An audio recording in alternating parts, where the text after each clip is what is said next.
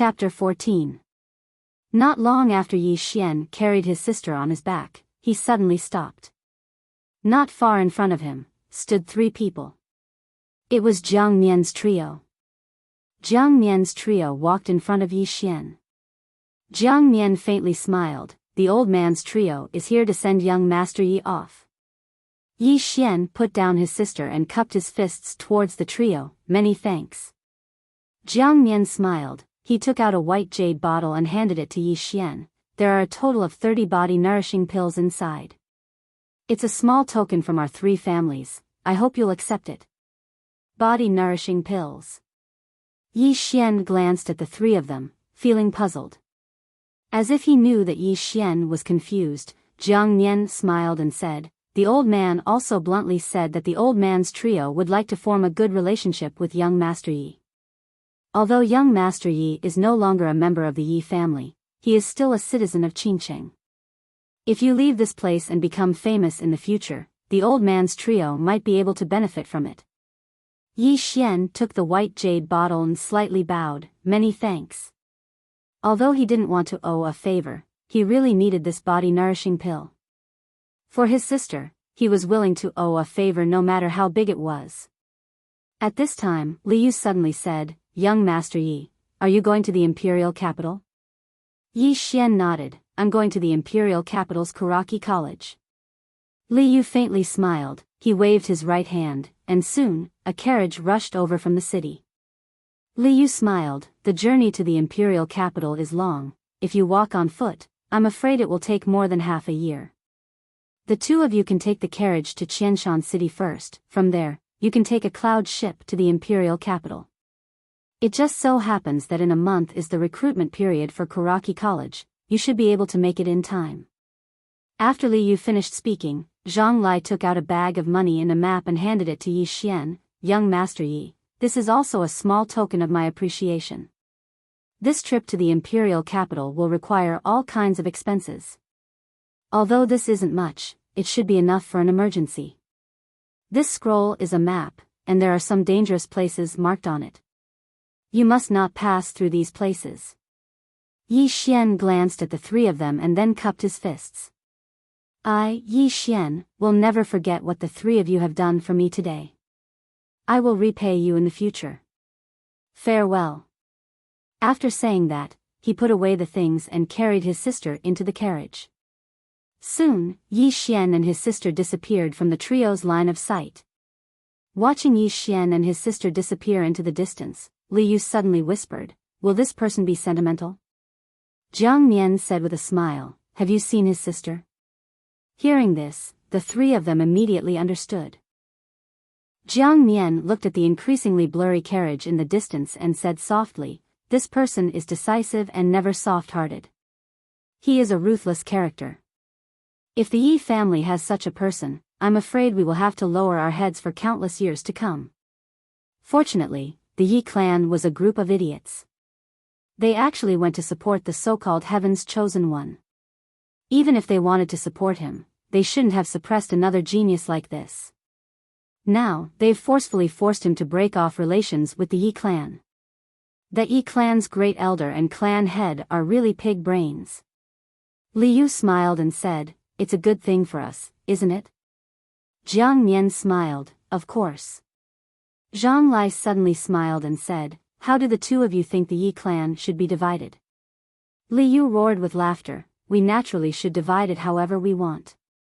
Come, let's go back and divide this pie." The three of them turned around and left. On the other side of a mountain, a woman held a spear in her hand as she gazed at a carriage that was being tested. She was in Lanxiu. There was an old man who held a walking stick made of withered wood standing behind Lanxiu. And Lanxiu said, "Elder Ling, what do you think?" The old man glanced at the carriage and said, "Based on how he fought you just now, he's probably experienced countless battles of life and death. As for his sword technique, I'm still unable to discern where he inherited it from.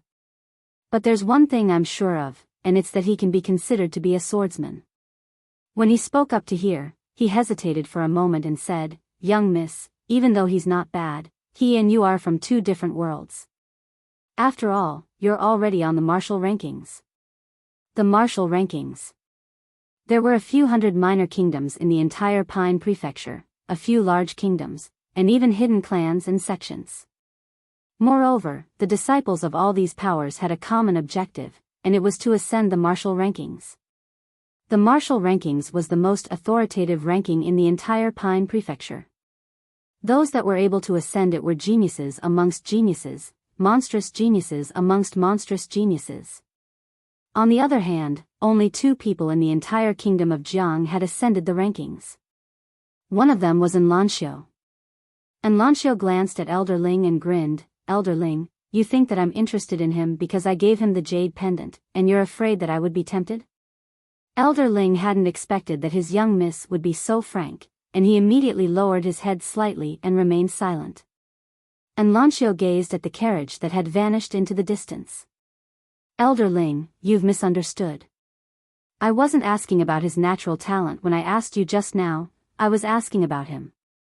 Elder Ling frowned when he heard this. Enlanxiu chuckled lightly. That's how a brother should be. As soon as she finished speaking, she turned around and left swiftly. Elder Ling remained silent on the spot for a long time, and then he turned around and left. Yi Xian drove the carriage forward while Yi Ling held tightly onto his arm by his side.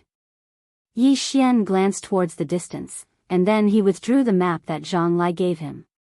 He glanced at the map, and then he instantly frowned. He who'd never left Pine City suddenly realized that the world was really huge. They'd traveled for almost 4 hours, but they were still within the boundaries of Pine City. Moreover, according to their current speed, it would take at least another 4 or 5 days for them to arrive at Thousand Mountain City. Yi Xian didn't choose to continue traveling. Because it was already late, and he didn't dare to drive deep into the mountains with his younger sister. If he was alone, then he wouldn't be afraid at all. After all, he'd frequently fought and killed others in the mountains in the past. But now, with his younger sister by his side, he didn't dare act in such an unbridled manner. The moon and stars were sparse in the sky, and it was deep and distant. Yi Xian and Yi Ling sat next to each other by a campfire, and a half-cooked turkey was on top of the campfire. It was the turkey that Li Yu and the others had prepared in the carriage for them. Yi Ling glanced at the surroundings. Besides where they were, the surroundings could be said to be completely dark. Because the moon and the sky had been covered by dark clouds. The surroundings were unusually silent. Yi Ling held Yi Xian tightly. Yi Xian grinned. Don't be afraid. As he spoke, he glanced at the surroundings. How familiar. Familiar. Ever since he became the heir, he would often represent the Yi family to compete with the disciples of the other 2 families for mines. And their battlefields were often deep in the mountains and forests. He wasn't unfamiliar with forests at all, and he was used to engaging in life and death battles at night. Yi Ling tilted her head as she looked at Yi Xian. Brother, with you here, I'm not afraid. Yi Xian gently rubbed Yi Ling's little head. It's good that you're not afraid. You must remember, even if the sky collapses, I'll be there to hold it up. Yi Ling smiled sweetly. After the siblings ate the turkey, Yi Ling quickly fell asleep. Yi Xian carried Yi Ling into the carriage, and then he sat down cross-legged before entering the prison pagoda. When he left the Yi family, his battle with Enlanxiu had given him a deep insight. After seeing his opponent's speed and reaction, as well as his combat awareness, he discovered that he was still lacking in many ways. Yi Xian didn't spar with his shadow. Instead, he recalled every single detail of his battle with Enlanxiu. In the beginning, he was recalling, but he gradually started to imagine if he was Enlanxiu. Or it should be said that he was learning from Enlanxiu, and at the same time, he reflected on the timing and angle of his attack. 2 hours later, Yi Xian suddenly stood up, and then he started to practice with his sword. He was practicing by himself. No, it should be said that he imagined an enemy, and this enemy was Enlanxiu. After an unknown amount of time, Yi Xian suddenly put his sword away, and then he sat on the ground while a faint smile hung on the corners of his mouth. The mysterious woman suddenly said, "You gained something?" Yi Xian nodded. When I fought her earlier, I shouldn't have executed my first attack like that. It was that attack that lost momentum, and it caused me to be suppressed. If I hadn't immediately abandoned my sword, then I probably wouldn't have even had the strength to fight back. The mysterious woman said, "It's good that you understand that." Yi Xian raised his head and glanced at her. "Senior, you knew it from the beginning, right?" She said, "What does it have to do with you that I know? There are some things that only belong to you after you comprehend them yourself. It's pointless for others to tell you." Yi Xian nodded slightly. "Thank you for the guidance." After cultivating for a while, Yi Xian left the pagoda. He glanced at Yi Ling, who was fast asleep, grinned, and then left the carriage. At this moment it was deep into the night. Right at this moment, Yi Xian's brows suddenly knit together, and then he turned to the right because a wave of rapid footsteps resounded. In next to no time, a woman appeared in front of Yi Xian. The woman was around 25 or 26 years old, had a foxy appearance, and wore a rather revealing tight dress that revealed a large expanse of her fair chest. Moreover, there were quite a few scars on her body. The woman was slightly stunned when she saw Yi Xian, and then she suddenly ran over to Yi Xian's side. "Young master, someone wants to kill me. Please save me." As she spoke, she wrapped her arms around Yi Xian's arms, and then Yi Xian instantly felt a wave of weakness come from his arms. Moreover, the woman was still forcefully rubbing her large breasts against Yi Xian's arms. Right at this moment, three people suddenly appeared not too far away. The person in the lead was a middle-aged man who held a saber in his hand, and the other two were old men.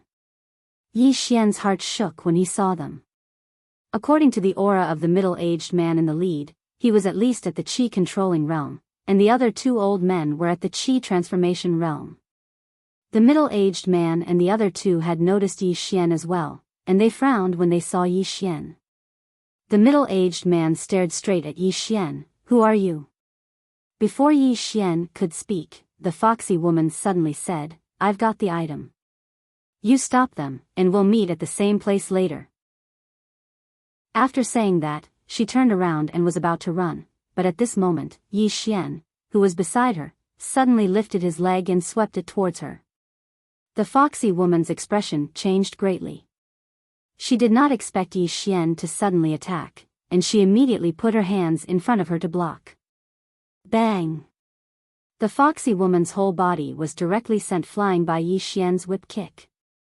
On the other side, the three people who were about to rush towards Yi Xian were stunned. Yi Xian looked at the foxy woman, and said seriously, "Where is the same place you mentioned? Tell me clearly, I'm afraid I won't be able to find it if I get lost." Chapter 15. The fox-like woman stared at Yi Xian without saying a word.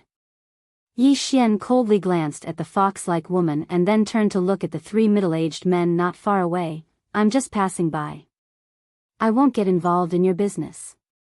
After saying that, he retreated to the side of the carriage and the bonfire. A hero saving a damsel in distress? Yi Xian was not an idiot. How could there be so many beautiful women in this world waiting for someone to save them?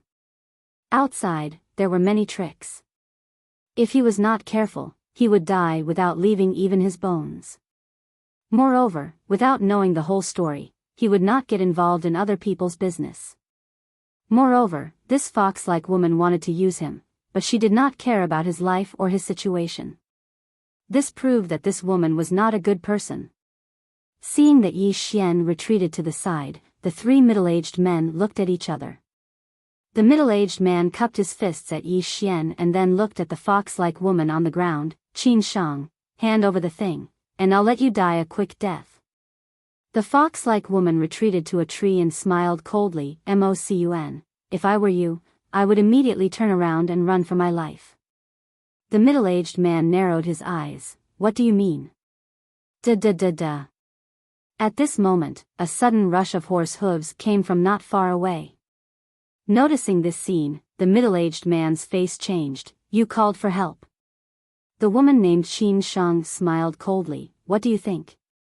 The middle-aged man stared at Qin Shang. my Mo family will remember this. After saying that, the three turned around and disappeared into the night. Only Yi Xian and Qin Shang were left on the scene. Qin Shang looked at Yi Xian, wiped the blood from the corner of her mouth, and then walked in front of Yi Xian. What, you're not running? Yi Xian shook his head. He naturally could not run, he had no way to run, he still had his sister with him. Qin Shang looked at Yi Xian. You're strong, but looking at your clothes, you're not a rich person. Do you know? If you had helped me just now, you and I would have formed a good karma. Do you know what this good karma means to you? Yi Xian glanced at Qin Shang. Maybe it's an ill-fated relationship. Qin Shang sneered, bad karma? That's right, this is an ill-fated relationship. At this time, the curtain of the carriage was lifted, and Yi Ling walked out, wrapped in a thick layer of cloth. Yi Xian quickly threw away the stick in his hand and walked to Yi Ling. He said softly, did I disturb you? Yi Ling nodded slightly. She glanced at Qin Shang, who was not far away, and asked softly, brother, are you all right? Yi Xian smiled and said, I'm fine. As soon as Yi Xian's voice faded, more than a dozen men arrived not far behind Qin Shang. The leader of the group dismounted and walked to Qin Shang's side. Miss, are you all right? Qin Shang turned around and slapped the man's face. Nothing. Why didn't you wait for me to die? The man hurriedly knelt on one knee. This subordinate was late. Please forgive me, miss. Qin Shang snorted coldly. I'll deal with you when we get back. With that, she looked at Yi Xian and his sister not far away. Now, it's time to deal with the matter between us. Yi Xian thought for a moment, and then said, we brother and sister are just passing by. We don't want to cause trouble. Qin Shang walked in front of Yi Xian, and her beautiful face suddenly showed a touch of fierceness. Don't want to cause trouble? Fine, come, kneel down and kowtow to me 100 times, and I'll let you brother and sister go today. How about it? Yi Xian frowned slightly. Just because I didn't let you use me? With all due respect, I don't owe you anything. Why should I help you? Qin Shang walked in front of Yi Xian, and her smile was a little fierce. I want you to understand the consequences of not helping me. You. When Qin Shang spoke up to this point, Yi Xian suddenly became violent. Before she could react, Yi Xian suddenly slapped her face. Slap. A loud slap resounded in the dark night. Qin Shang was directly slapped to the ground. At this moment, she was completely stunned. She hadn't expected that the man in front of her would dare to slap her in such a situation. On the other side, those people immediately rushed towards Yi Xian after they recovered from their shock. But they quickly stopped. Because Yi Xian's foot had stepped on Qin Shang's abdomen. Yi Xian looked coldly at Qin Shang, who was under his foot. It turns out that some people don't listen to others. After saying that, he leaned over and slapped Qin Shang's face.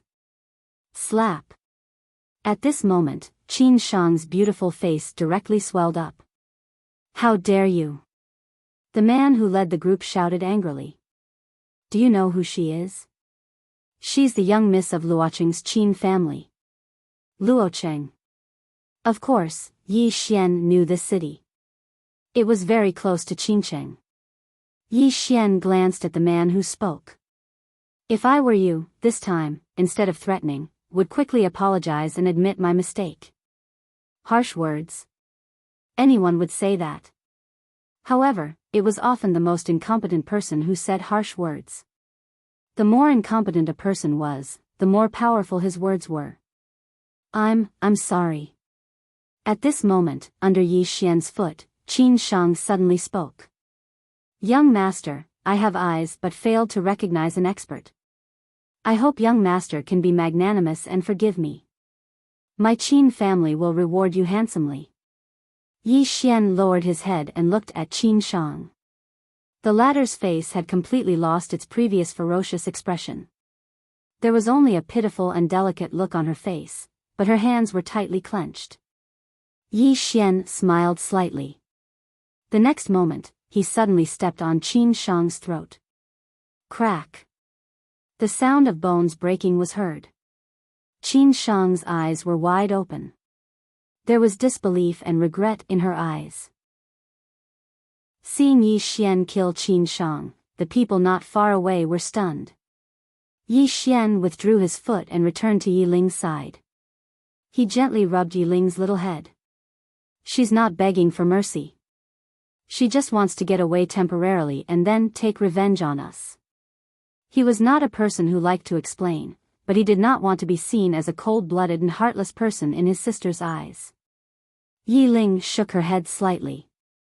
She hugged Yi Xian's arm tightly. Whether Big Brother is right or wrong, I will always stand on Big Brother's side. A trace of warmth flowed in Yi Xian's heart. He turned his head and looked at the people not far away. What's wrong? Aren't you going to do anything? The strength of these guards in front of him was below 4th grade. To him, they were not a threat at all. The man who led the group stared at Yi Xian. Who are you? Yi Xian spoke indifferently. Qing Cheng. My surname is Yi. The man spoke in a low voice. Qing Cheng. Your surname is Yi. You're from the Yi clan. Yi Xian's expression changed slightly. I'm not from the Yi clan, really. How could the man believe that? He waved his right hand, and those people were about to take Qin Shang's corpse away. Meanwhile, Yi Xian suddenly walked over to Qin Shang's corpse, and then he lightly hooked his right foot. A black pouch on Qin Shang's waist flew directly into his hand. The expression of the man who led the group in the distance instantly became extremely unsightly when he witnessed this scene. The man stared fixedly at Yi Xian, and then he said, "The Yi clan of Qing Cheng, my Qin clan will remember this." As soon as he finished speaking, the man and the others turned around and left with Qin Shang's corpse. They naturally didn't dare attack because Qin Shang was at the Qi-controlling realm. However, Qin Shang hadn't even been able to resist a single attack just now. Even though Yi Xian had taken them by surprise, it would be useless if he didn't possess sufficient strength. The man and the others were very clearly aware that Yi Xian wasn't someone they could go against. To put it in simpler terms, they were afraid of death. After the man and the others left, Yi Xian opened the black pouch, and his expression instantly changed. Spirit stones. There were 16 spirit stones within the black pouch. The so-called spirit stones were spirit stones that contained the spirit qi of heaven and earth. These spirit stones were of great help to cultivators. Spirit stones were divided into low grade, high grade, top grade, jade grade, immortal grade, and divine grade. Even low-grade spirit stones were rare in Qingcheng, but this pouch was filled with high-grade spirit stones. Moreover, there were even top-grade spirit stones within it. A single low-grade spirit stone could be exchanged for at least 100 gold, and 100 gold was sufficient to allow an ordinary family to live happily for over 10 years. Yet now, there were 16 high-grade spirit stones within this pouch. Even the Yi clan didn't have that many high-grade spirit stones. I'm rich. Yi Xian's expression gradually turned serious as he kept the pouch. He didn't know where Qin Shang got so many high-grade spirit stones, but he was sure that whether it was the Qin family or the 3 middle-aged men who chased after Qin Shang, none of them would easily give up on this bag of high-grade spirit stones. The lifeline of an aristocratic family was a gold mine. However, in order to become rich, to break away from the low-level aristocratic families and climb up the ranks, the only way was to use the spirit stones. Only with the spirit stones could one cultivate more powerhouses. With so many spirit stones, an aristocratic family could cultivate a few Qi-controlling realm powerhouses, or even ascendant realm powerhouses. With this thought in mind, Yi Xian quickly extinguished the bonfire and left with Yi Ling in the carriage. Just as Yi Xian had expected, half an hour after he left, a middle-aged man and an old man appeared at the place where Yi Xian was previously. This middle-aged man was the Qin clan's clan leader, Qin Ba, a true ascendant realm powerhouse. The old man behind him was also at the ascendant realm. Qin Ba glanced at the surroundings and said in a low voice, I heard that the Yi clan has a one chosen by heaven, Yi Lang, and he even caused a phenomenon. Could it be him? Even though Qingcheng and Luocheng were close, there was still a certain distance between them. The Qin clan wasn't a big force, so their intelligence was rather backward. They still didn't know the current situation of the Yi clan in Qingcheng. The old man behind Qin Ba said in a low voice, it doesn't matter if it's Yi Lang or not, he's definitely a member of the Yi clan. The Yi clan is definitely related to this matter.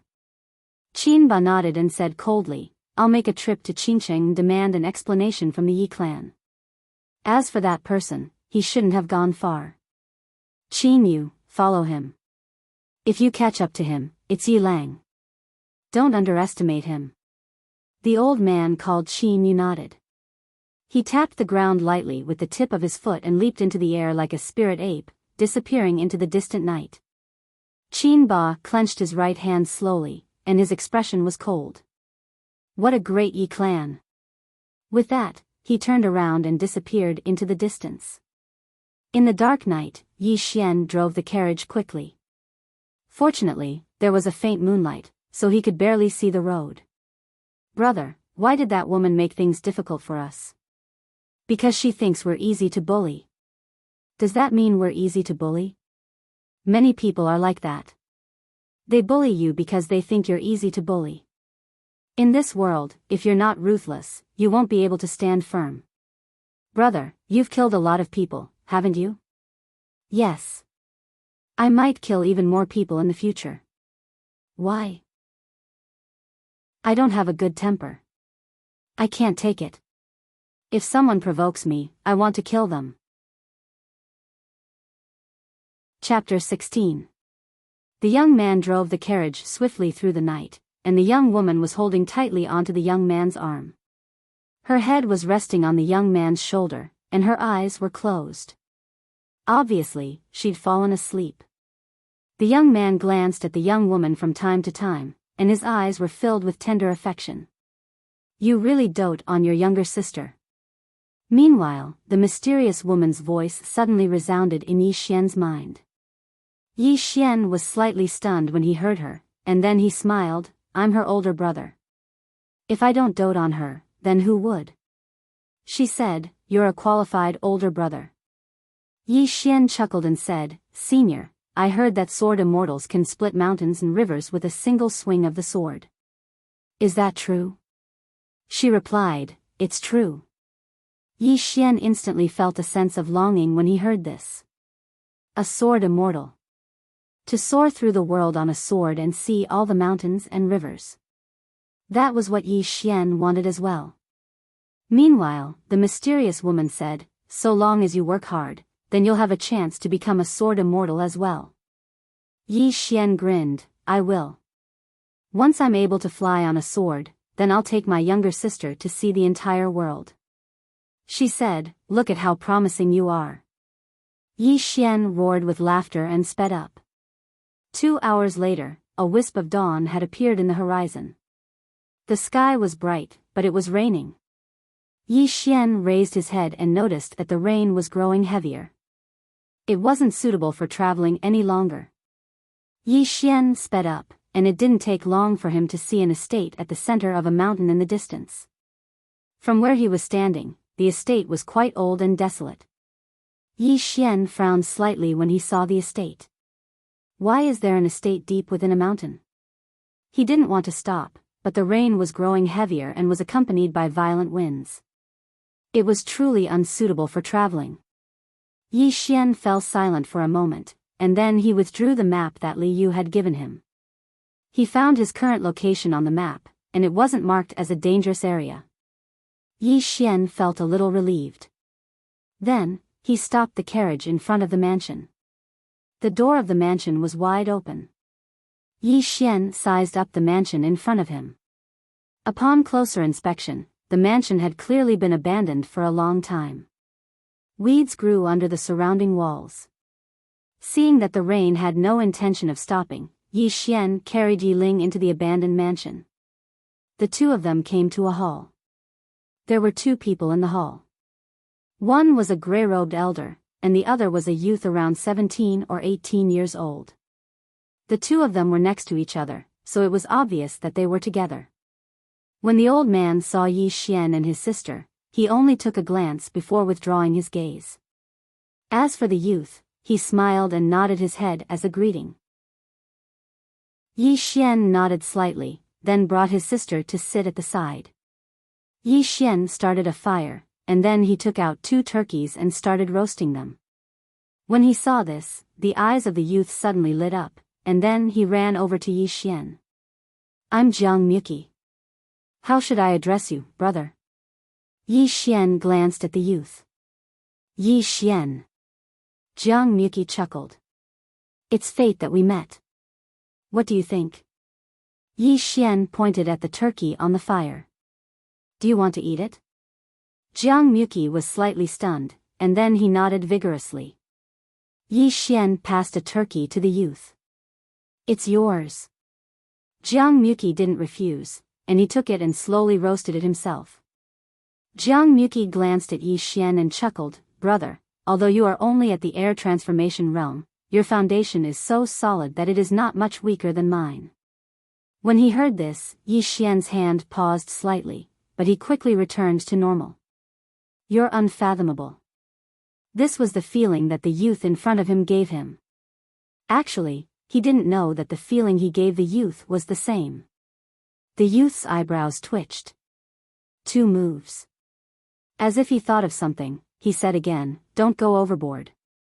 At this moment, the old man nearby suddenly said, "Don't bully others."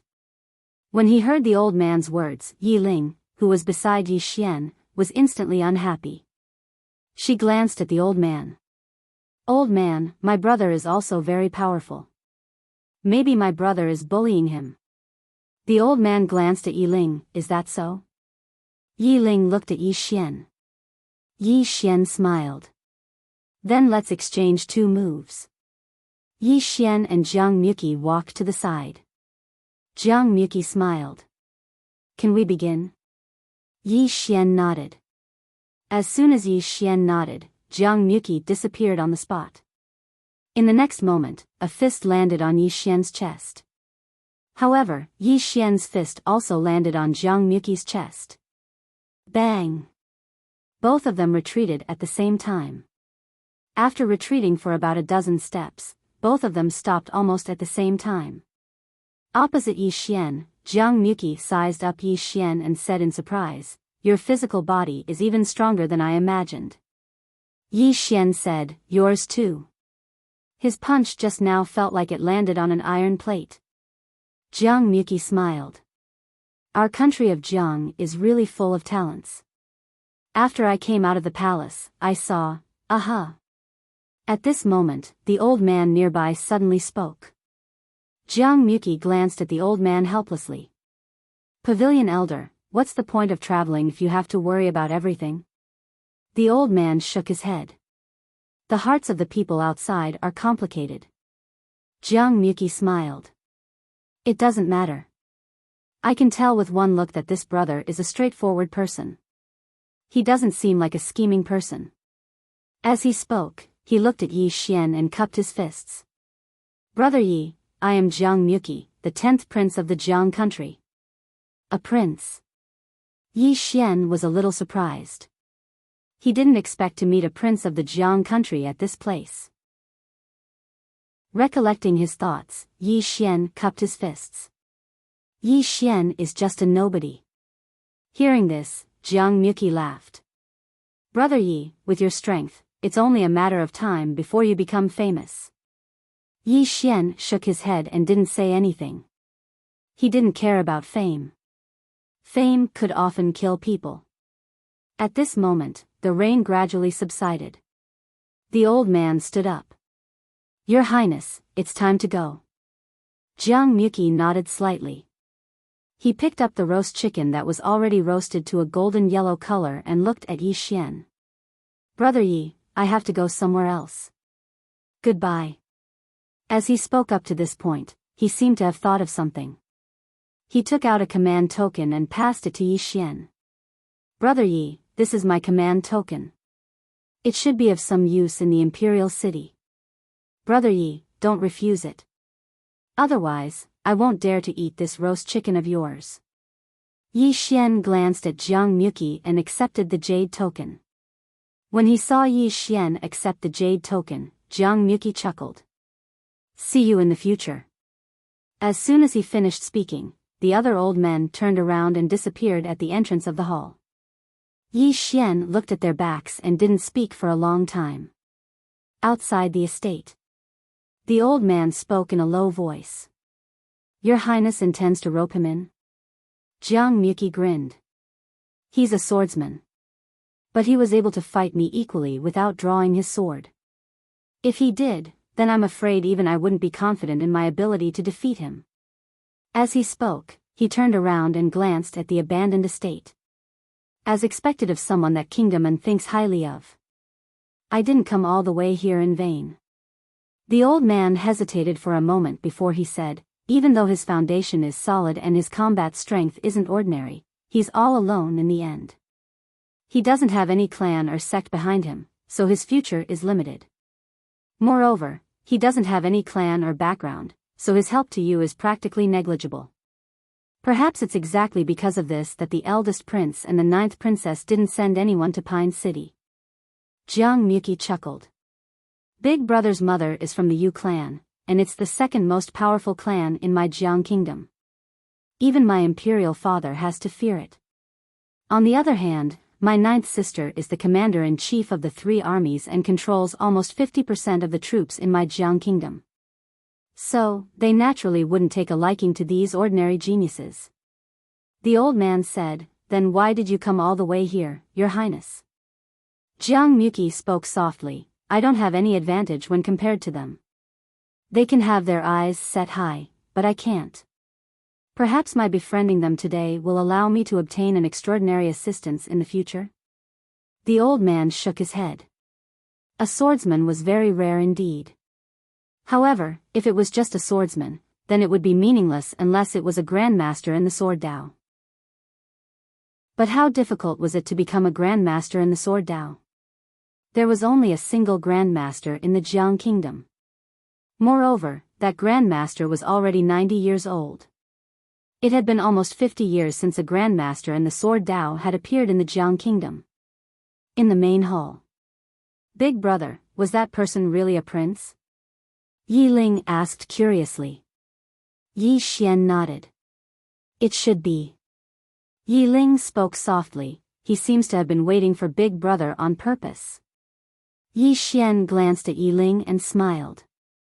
Even among the aristocratic families, there are some who want to form cliques to strengthen their forces, not to mention the royal family. As he spoke, he gently rubbed Yi Ling's little head. Big Brother only wants to cure your typhoid. Big Brother has no interest in fighting for power. Yi Ling gently hugged Yi Xian. Big Brother, can I cultivate in the future? Yi Xian smiled. Of course you can. Of course, it doesn't matter if you can't. Big Brother will work hard to become stronger and protect you for the rest of your life. Yi Ling smiled sweetly and hugged Yi Xian tightly. Although I really want Big Brother to protect me, I want to protect Big Brother even more. Yi Xian was about to speak when a voice came from the side. What a deep sibling relationship. As the voice fell, an old man walked in. It was Qin clan's elder, Qin Yu. Seeing this person, Yi Xian clenched his right hand and glanced at Yi Ling, go to the side. Yi Ling glanced at the old man and whispered, Big Brother, be careful. Saying so, she obediently retreated to the side. Qin Yu sized up Yi Xian. Hand over those spirit stones, and I'll leave you and your sister a whole corpse. Yi Xian clenched his fists and his face was ashen. He didn't speak. Qin Yu sneered. What? You want to fight? You're only at the Qi Change realm, but the old man is at the levitation realm. I don't even need one move to kill you. Although he said so, he was secretly on guard. Having lived to this point, he was not stupid and would not underestimate his enemy. Yi Xian said in a low voice, if I hand over that thing, can you let us brother and sister live? Qin Yu's eyes narrowed slightly, bargaining. As he spoke, he slowly clenched his right hand. In an instant, his clothes bulged up, and he seemed like a lion that was accumulating strength and waiting to pounce. Yi Xian fell silent for a moment, and then he withdrew a black pouch and tossed it at Qin Yu. Qin Yu was delighted when he saw the black pouch, and he hurriedly caught it. However, Yi Xian suddenly appeared in front of him. Qin Yu's expression remained unchanged, and he sneered, "Old man, I knew you would play tricks." As he spoke, he flipped his right hand up and pressed it down. Hiss! An explosion resounded. Bang! Yi Xian's punch had just been launched when his figure was blasted against the wall that was over 10 m away. The old man didn't stop after he blasted Yi Xian back, and he pressed forward and charged at Yi Xian instead. Yi Ling's expression changed drastically. "Big brother." She immediately pounced over to Yi Xian and hugged Yi Xian tightly. However, the old man's palm didn't stop there, and it slapped down towards the siblings. To be more precise, it was slapping down towards Yi Ling. Yi Xian's eyes almost split apart from rage when he witnessed this scene, and his mind had gone blank. It didn't take long for the old man's palm to come closer and closer. Meanwhile, Yi Xian suddenly pulled Yi Ling behind him, and then the Lingxiao sword appeared in his grasp in the next moment. In the blink of an eye, a low sword howl resounded. He only had a single thought in his mind when he executed this attack. Kill. I must kill. Decide life and death with a single strike. At the same time, the mysterious woman's voice suddenly resounded within the pagoda. That fellow. He has a strong desire to kill anyone who touches his younger sister. P.S. I'm begging for all the tickets. Those who don't have tickets can do so, and those who have tickets can help me count them. Thank you. Chapter 17. Qi. The moment Yi Xian drew his sword, Qin Yu's hand, which was only half an inch away from Yi Ling's head, suddenly stopped. In the blink of an eye, Yi Ling's entire right hand fell off his body. Blood gushed out like a fountain. Qin Yu's expression changed drastically as he retreated rapidly. He retreated dozens of feet, but as soon as he stopped, a faint sword gleam appeared in front of him. This sword strike was not the second sword strike, but a wisp of sword gleam that was emitted from the first sword strike. At this moment, Qin Yu was horrified. Without thinking about anything else, he clenched his left hand into a fist and punched forward. This punch practically used up all of his life strength.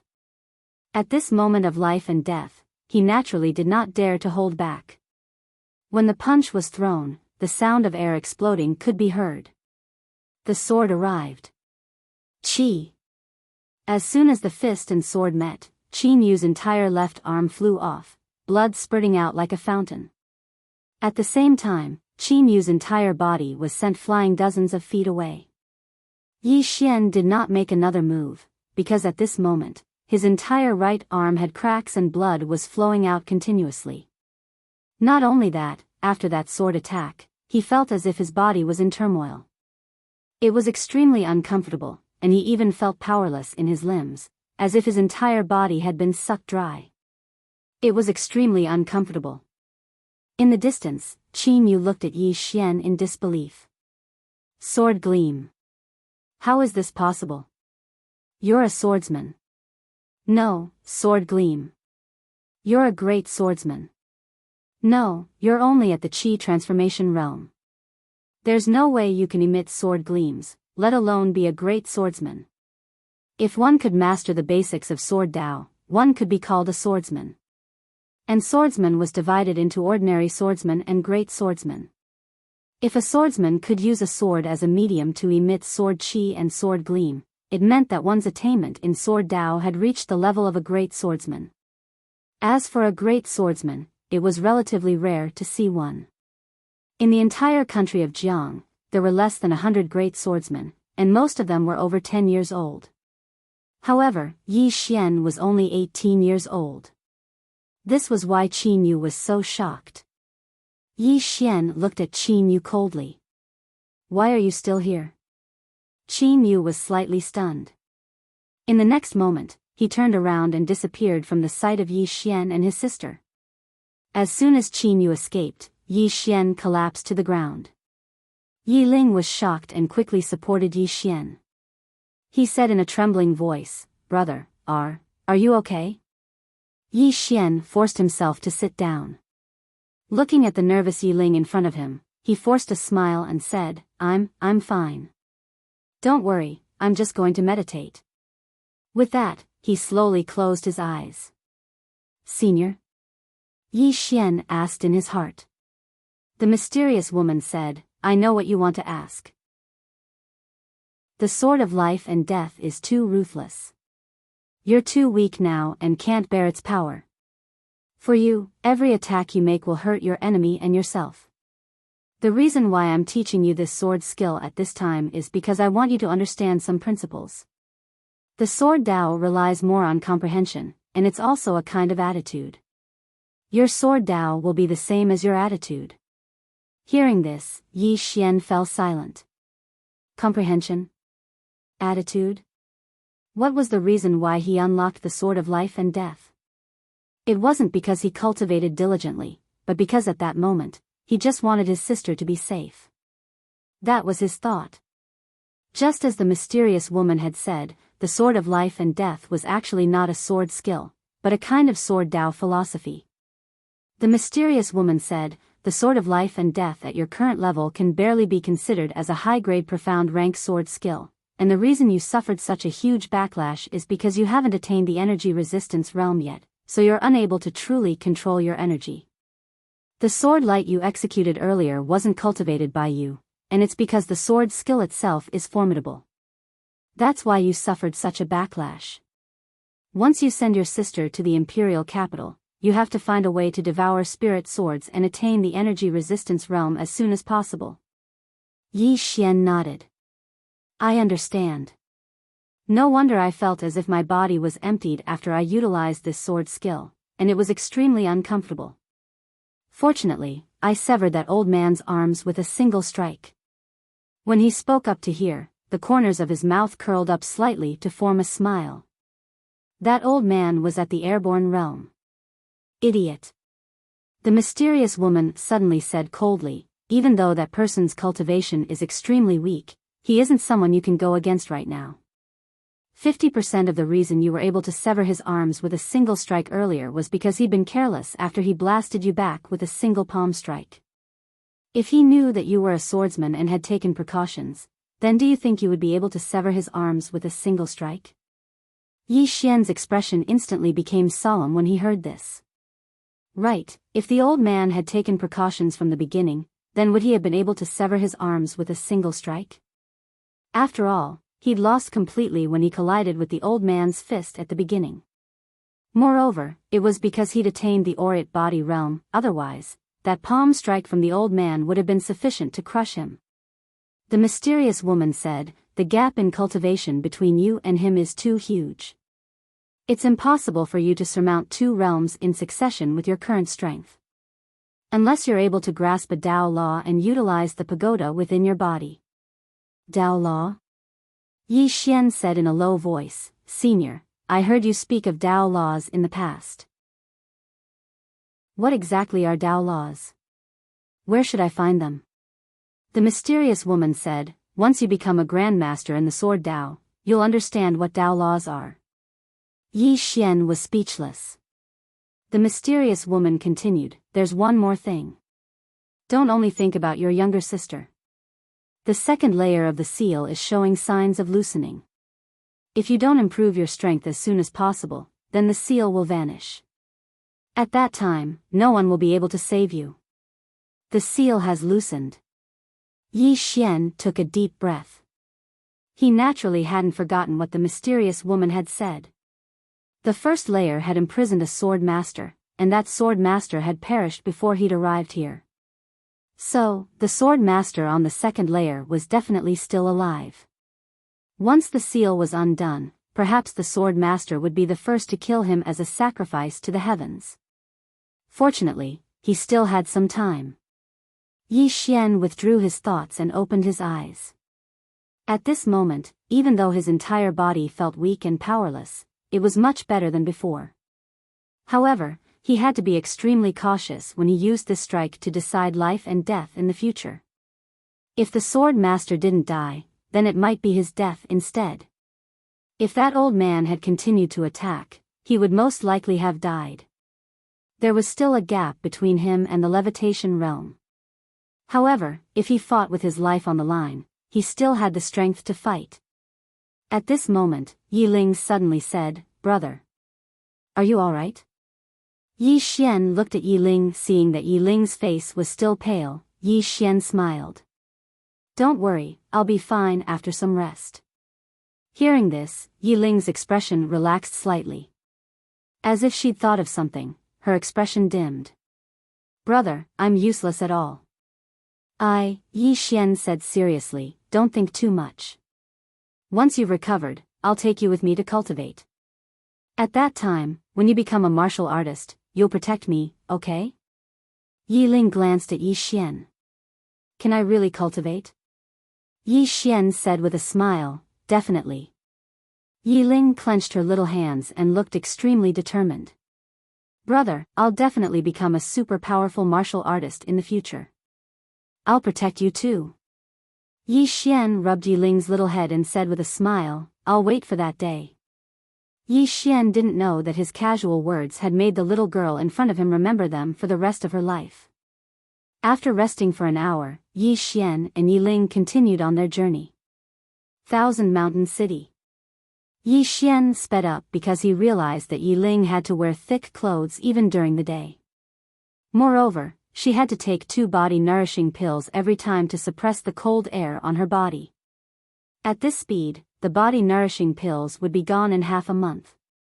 That was not the most important thing.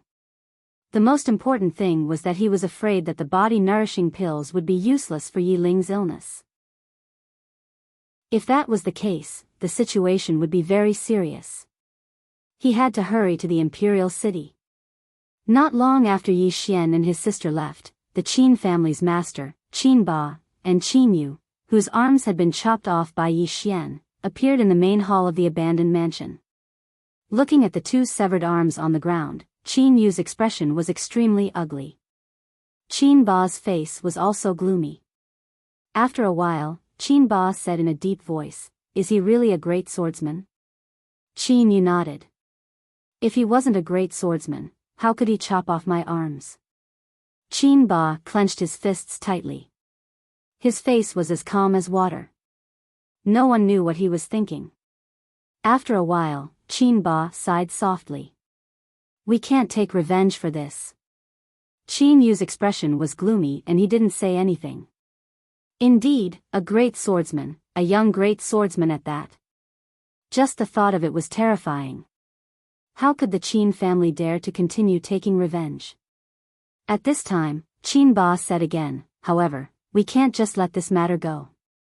Spread the news that Yi Xian has tens of high-grade spirit stones on him. I believe that many people will have thoughts about him when they hear this news." Hearing this, Qin Yu's expression relaxed slightly. "That's true. Although our Qin family can't continue taking revenge, we can let others do it." At this point, he seemed to have thought of something and looked at Qin Ba. "That person's name is Yi Xian? He's from the Yi family as well?" Qin Ba nodded. He was originally a prince of the Yi family.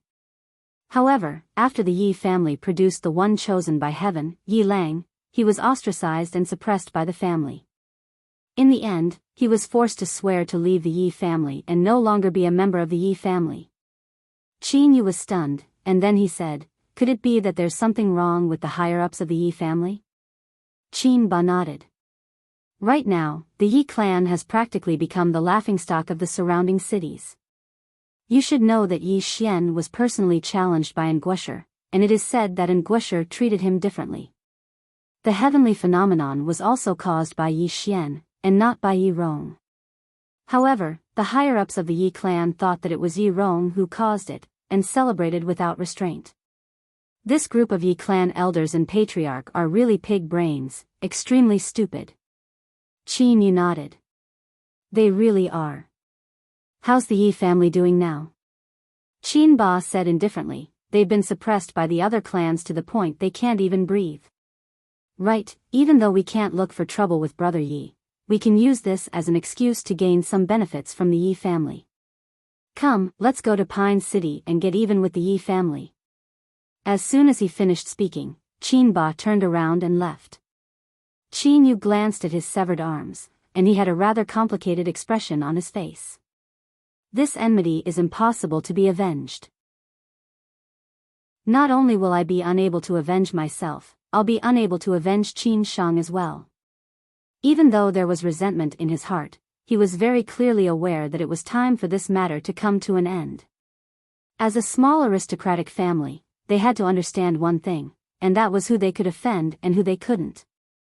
If the Qin family still wanted to take revenge, then the outcome might be that the Qin family would fall into eternal damnation. After all, not only did Yi Xian possess monstrous strength, he was even thought highly of by Nguesher. So, the Qin family would be foolish to take revenge. A short moment later, Qin Yu turned around and left. Not long after that, the members of the Qin family rushed to the Yi family's residence. Chapter 18. Qingcheng, Yi family. The Yi family was no longer as glorious as before. To be exact, the Yi family was about to disappear from Qingcheng. When the Yi family was in power, they had offended almost all the other families in Qingcheng. Now, the Li family, the Zhang family, and the city lord's palace were taking revenge on the Yi family. The territories and shops that the Yi family used to own had been devoured by the other families. Most importantly, the disciples of the Yi family did not dare to go out at all. If they went out, they would definitely be beaten to death. The Yi family was as pitiful as it could get. In the Yi family's water dungeon, the former grand elder of the Yi family was now locked up like a dead dog. After learning that Yi Lang had been killed, the grand elder's last hope was shattered. Sometimes, he would go crazy. One day, Yi Tsang arrived at the water dungeon. Yi Tsang walked to the first elder's cell. Looking at the first elder in the cell, Yi Tsang's expression was indifferent. We've been fighting for our entire lives, but I never thought that the Yi clan would be defeated by the two of us. Inside the water dungeon, the grand elder mocked, Yi Tsang, everyone says that I'm short-sighted. Aren't you the same? Yi Tsang nodded. I am indeed short-sighted. However, the Yi family will not be destroyed just like that. There will definitely be a day when we rise again. The grand elder smirked. Are you still thinking that he will care about the Yi family in the future? If that's the case, stop daydreaming. You know this person's personality better than anyone. The Yi family has let him down. He will not care about the Yi family for the rest of his life. Yi Tsang was silent for a long time. Then, he smirked. Don't forget one thing. Rumor has it that when a person's strength reaches a certain level, their bloodline will mutate. Once the bloodline mutates, everyone related to the person will mutate as well, and their strength will increase exponentially. Dream on. The grand elder smirked. What kind of powerhouse would have such an ability? Even the Jiang country doesn't have it. Do you think that Yi Xian can? Yi Tsang took 2 steps forward and smiled. Do you know why I went against the majority and made him the crown prince back then? The grand elder stared at Yi Tsang without saying anything. Yi Tsang smiled. Other than his personal strength, there was another reason. It was because of his mother. Yi Xian's mother. The great elder frowned slightly. He naturally had an impression of this person. She was a very ordinary woman who suddenly disappeared when Yi Xian was in his teens and had never appeared again. Yi Tsang slowly clenched his right hand. Back then, when Yi Xian's mother left with the black-robed man at the back door of the Yi residence, he was there as well. At that time, he clearly saw how terrifying the black-robed man behind Yi Xian's mother was. Levitation. What kind of expert could float in the air?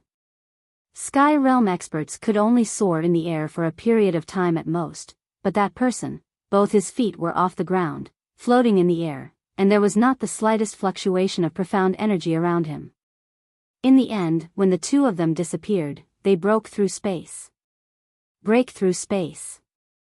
He had only heard of such things in rumors. After that, he immediately appointed Yi Xian as the crown prince because he felt that the mysterious woman would come back one day and take Yi Xian and his sister away. At that time, the Yi clan would definitely reap great benefits. However, he did not expect that the woman had been gone for almost 10 years and had never returned. There was not even a single message from her. At that moment, he suspected. He suspected that Yi Xian and his sister had been abandoned by the other party. This was also the reason why his attitude toward Yi Xian gradually changed.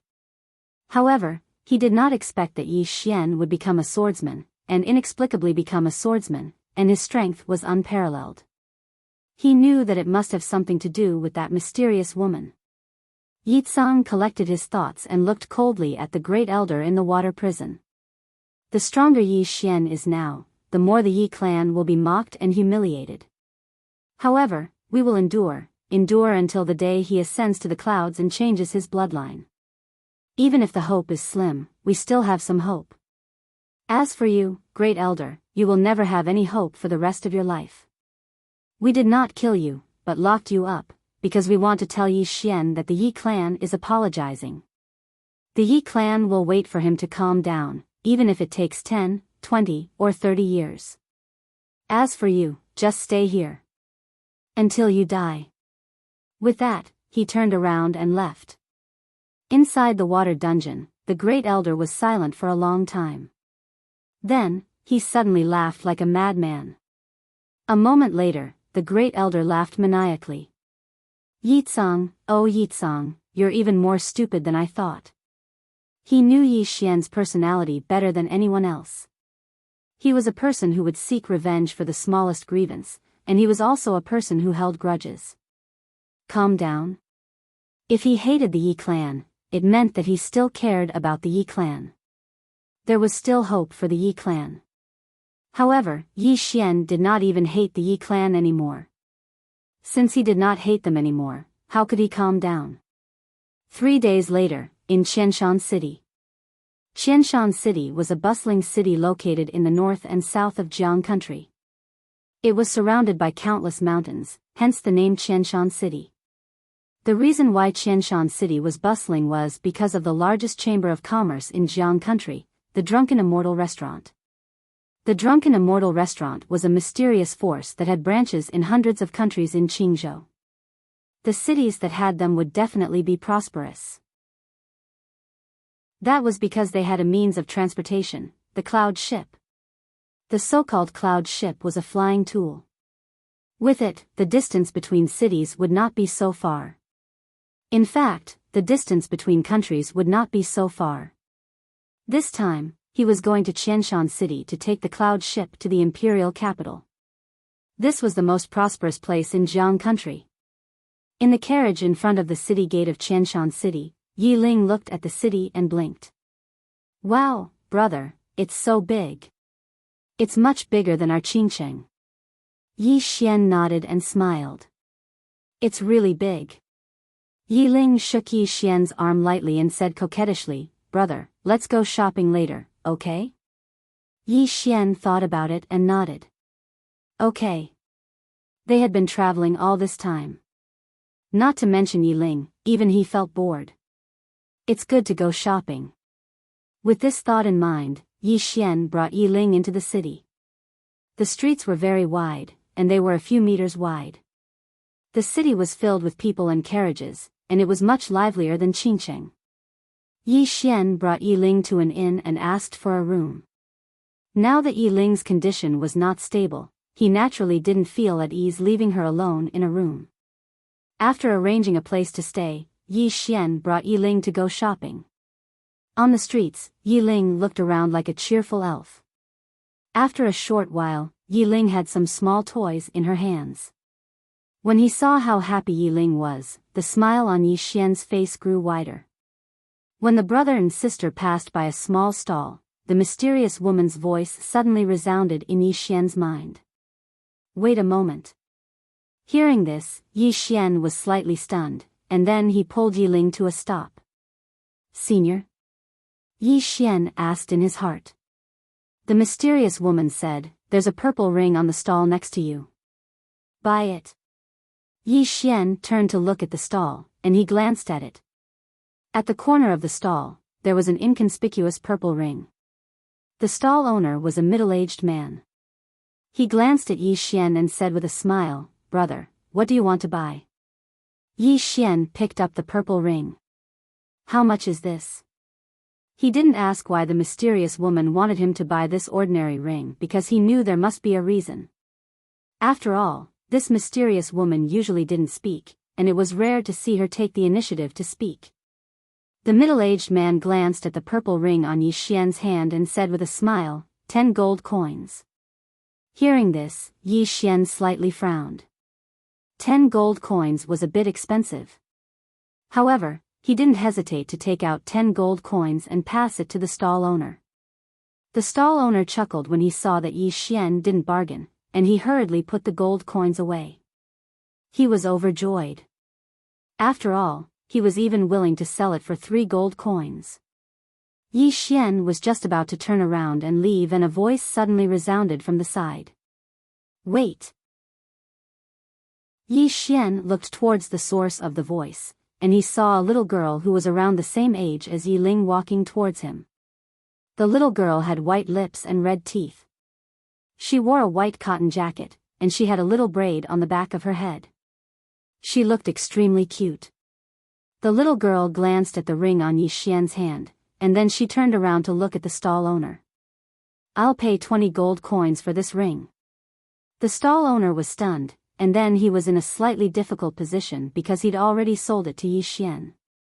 Yi Xian glanced at the little girl and said with a smile, Little sister, this ring, who's your little sister? The little girl suddenly interrupted Yi Xian coldly. Yi Xian's expression froze, and he was momentarily speechless. What kind of temper does this little girl have? Yi Ling, who was next to Yi Xian, looked at the little girl with displeasure. How can you say that? My brother has no ill intentions. The little girl looked at Yi Ling, and she was slightly stunned when she saw Yi Ling. In next to no time, a trace of surprise flashed through her eyes. As she looked at Yi Ling, that trace of surprise turned into shock, and then it quickly turned into wild joy. For a moment, the little girl's expression changed several times, and Yi Xian was stunned. Yi Ling also felt a little uneasy from being stared at, and immediately asked, Why are you looking at me? The little girl's expression returned to normal. She wanted to speak, but she seemed to have some misgivings. After a moment of silence, she said, What's your name? Seeing that the little girl did not have that domineering attitude, Yi Ling replied, Yi Ling. As she said that, she hugged Yi Xian's arm. This is my brother, Yi Xian. The little girl looked at Yi Xian coldly, and then her gaze fell on Yi Ling again. It was obvious that she was hesitating about something. Yi Xian pulled Yi Ling away, but at this moment, the little girl suddenly took out a fist-sized red stone and handed it to Yi Ling. This is for you. Yi Xian and his sister were stunned. The little girl stuffed the stone into Yi Ling's arms. This is a heaven-fire warm jade. If you keep it on you, it can temporarily suppress the cold in your body. Hearing this, Yi Xian's expression changed greatly. The little girl ignored Yi Xian and said, I have urgent matters to deal with now, so I can't take you with me. I'll look for you in 3 months at most. As she said that, she looked at Yi Xian coldly. For your sister's sake, I'll give this ring to you. After saying that, she looked at Yi Ling again and turned around. Yi Xian was stunned, and then he chased after her. But the next moment, the little girl was already dozens of feet away. In an instant, the little girl had completely disappeared from Yi Xian's sight. Yi Xian was stunned. In a corner. The little girl walked to a corner. As soon as she stopped, a black-robed man silently appeared behind her. The black-robed man knelt on one knee. My lord. The little girl said coldly, keep an eye on that pair of siblings. No, you can't follow them. You'll attract too much attention. Find someone weaker to follow them. Remember, don't let anything happen to that little girl. The black-robed man said solemnly, My lord wants to keep that little girl? The little girl slowly closed her eyes and said excitedly, I didn't expect that a small country like Jiang would have such a physique.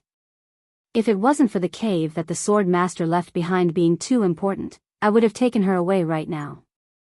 The black-robed man said solemnly, although the sword master's cave has been discovered, the sword formation he left behind can't be broken. Rumor has it that his sword is needed to remove the formation. However, the sword master has disappeared for 1,000 years, so where can we find his sword? The little girl said calmly, It doesn't matter. Everyone gathered here to find a way to break it. The black-robed man nodded his head. He seemed to have thought of something and asked, Does my lord want to keep that little girl's brother? The little girl shook her head. Although his foundations are not bad, his dantian is broken, his physique is average, and his spiritual roots are average. What is the point of keeping him? Is it a waste of rice? After saying that, she turned around and left. P.S. Recently, I saw many old readers leaving comments and many of them giving me tips. I really appreciate everyone's support. Chapter 19. After the little girl left, Yi Xian came back to his senses. He brought Yi Ling back to the inn.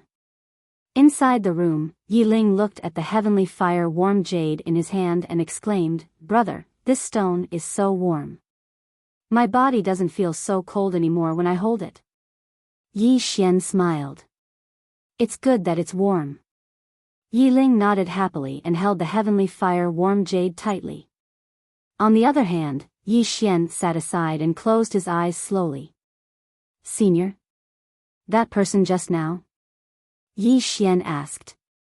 The mysterious woman said, You're not on the same level as him.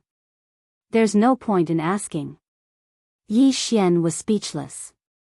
The mysterious woman said, Take out the ring I told you to buy. Yi Xian took out the purple ring. The ring was a little shabby and there were some parts missing. It didn't look special. Do you know what this is? The mysterious woman asked. Yi Xian shook his head.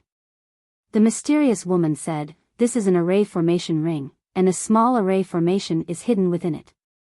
Although the array formation is relatively low level, it is exquisite, and the technique used is brilliant.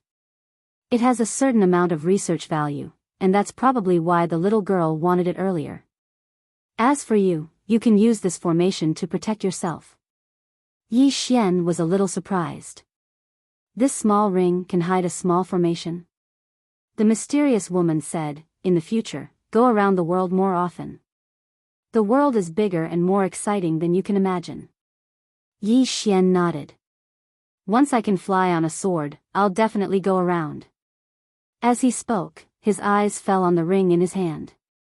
Senior, how do I use this formation? The mysterious woman said, Drip a drop of your blood on it. Then, use the method I taught you to control the ring. Hearing this, Yi Xian hurriedly did as he was told. Soon, when his blood fell on the ring, he instantly felt a strange connection with it. In his mind, a formation appeared out of nowhere. 5 Thunder Formation. The array formation in the ring was called the 5 Thunder Array. Once the array formation was activated, it could strike the enemy with divine thunder. Divine thunder. Yi Xian was somewhat shocked as he asked, Senior, can this formation really attract divine lightning? The mysterious woman said, Of course not. Divine lightning is the might of the heavens and the earth, so how could it be drawn over by a small formation like this? The divine lightning it mentioned was created by the creator of this formation using some methods. Even though its might is far inferior to true divine lightning, it's extremely useful to you now. Once you touch this formation, even a Skyward Realm expert would find it difficult to resist. However, this realm must have been damaged, so it can only be activated 5 more times. Yi Xian was instantly overjoyed when he heard this. If he executed life and death with a single sword strike with his current strength, then he would be able to go against a levitation realm expert. However, the price to pay was truly too great. This was the true meaning of harming the enemy while harming oneself. 800. With this ring, he would have a way to save his life. But soon, Yi Xian's expression turned bitter. Because he realized that activating the 5 thunder formation required spiritual stones. Moreover, they were high-grade spiritual stones. Every time it was activated, it would require at least 5 high-grade spiritual stones. He only had a total of 16 high-grade spiritual stones right now. In an instant, he felt so poor. As if he had thought of something, Yi Xian's eyes lit up. Senior, since you're so perceptive, why don't we go treasure hunting in the future? With your perceptive ability, we'll definitely be able to earn a lot. What kind of dream are you having in broad daylight? The mysterious woman suddenly interrupted Yi Xian's words. You want me to go treasure hunting with you? The hole in your brain isn't ordinary. Hearing this, Yi Xian smiled embarrassedly and did not speak. However, the mysterious woman's voice turned cold. You can't rely on luck in everything you do. You've gotten a great bargain today. That's your luck and you deserve it. However, if you think about taking advantage of others every day, then your temperament will be ruined. Don't think that I'm just trying to scare you. As a swordsman, temperament is the most important thing. You must remember this. Yi Xian nodded and said seriously, Senior, don't be angry. I understand. The mysterious woman did not speak again. Seeing this, Yi Xian immediately breathed a sigh of relief. He was not afraid of this mysterious woman, but he respected her. 2 hours later, after Yi Ling had fallen asleep, he entered the prison pagoda. Training. Although he could not break through to the qi-controlling realm, he could train his sword skills. In reality, he did not have any sword skills at all. When he sparred with the shadow, he relied more on his reflexes. Skills were fixed. When he sparred with the shadow, he trained his strength, speed, and reflexes.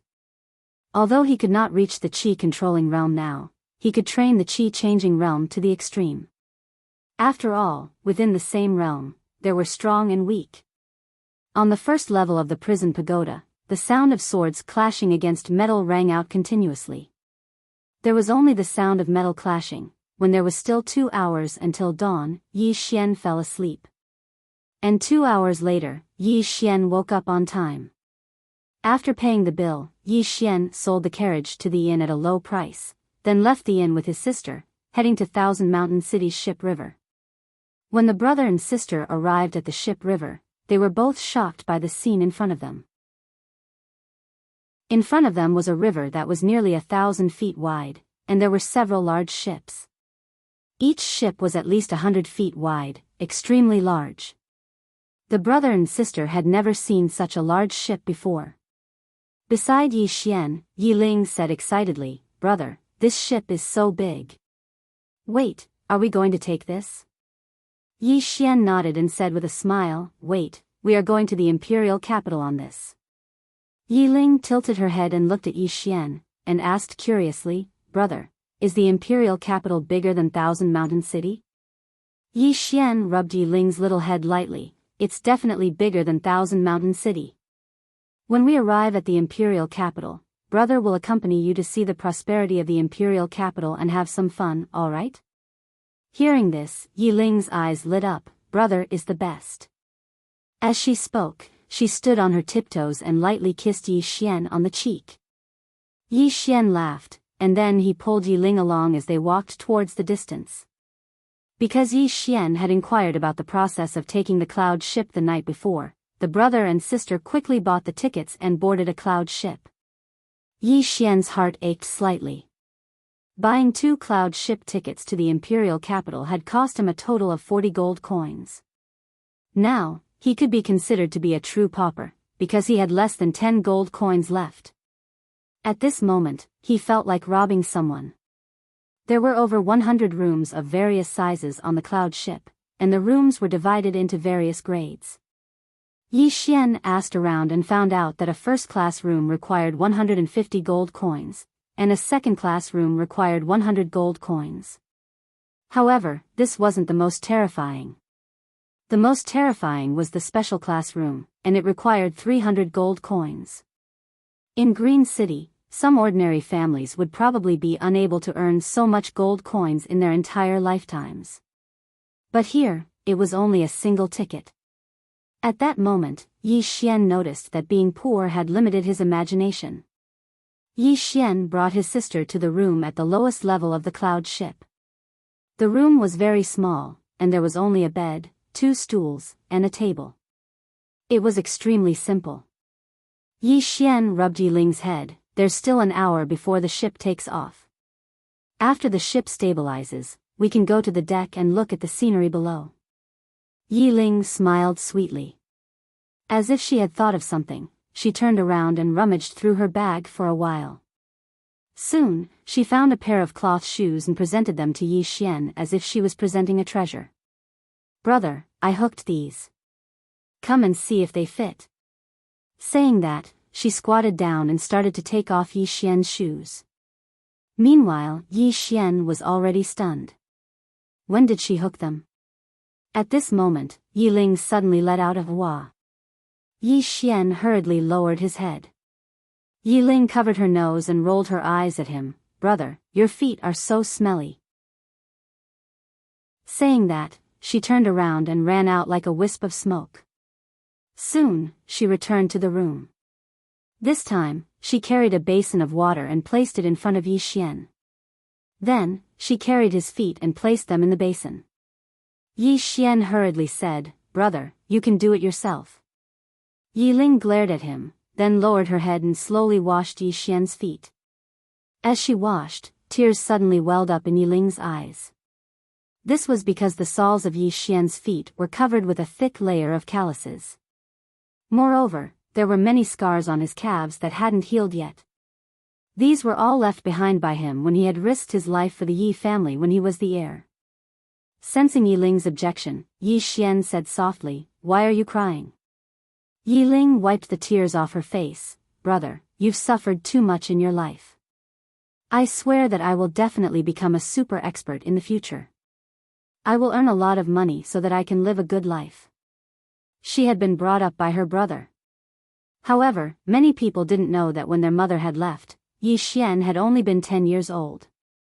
He was only a half-grown child, whereas she had only been 4 or 5 years old. In the beginning, the 2 siblings had lived like beggars in the Yi family. They could only rely on leftovers to survive. And it was in such an environment that Yi Xian had brought her up by force.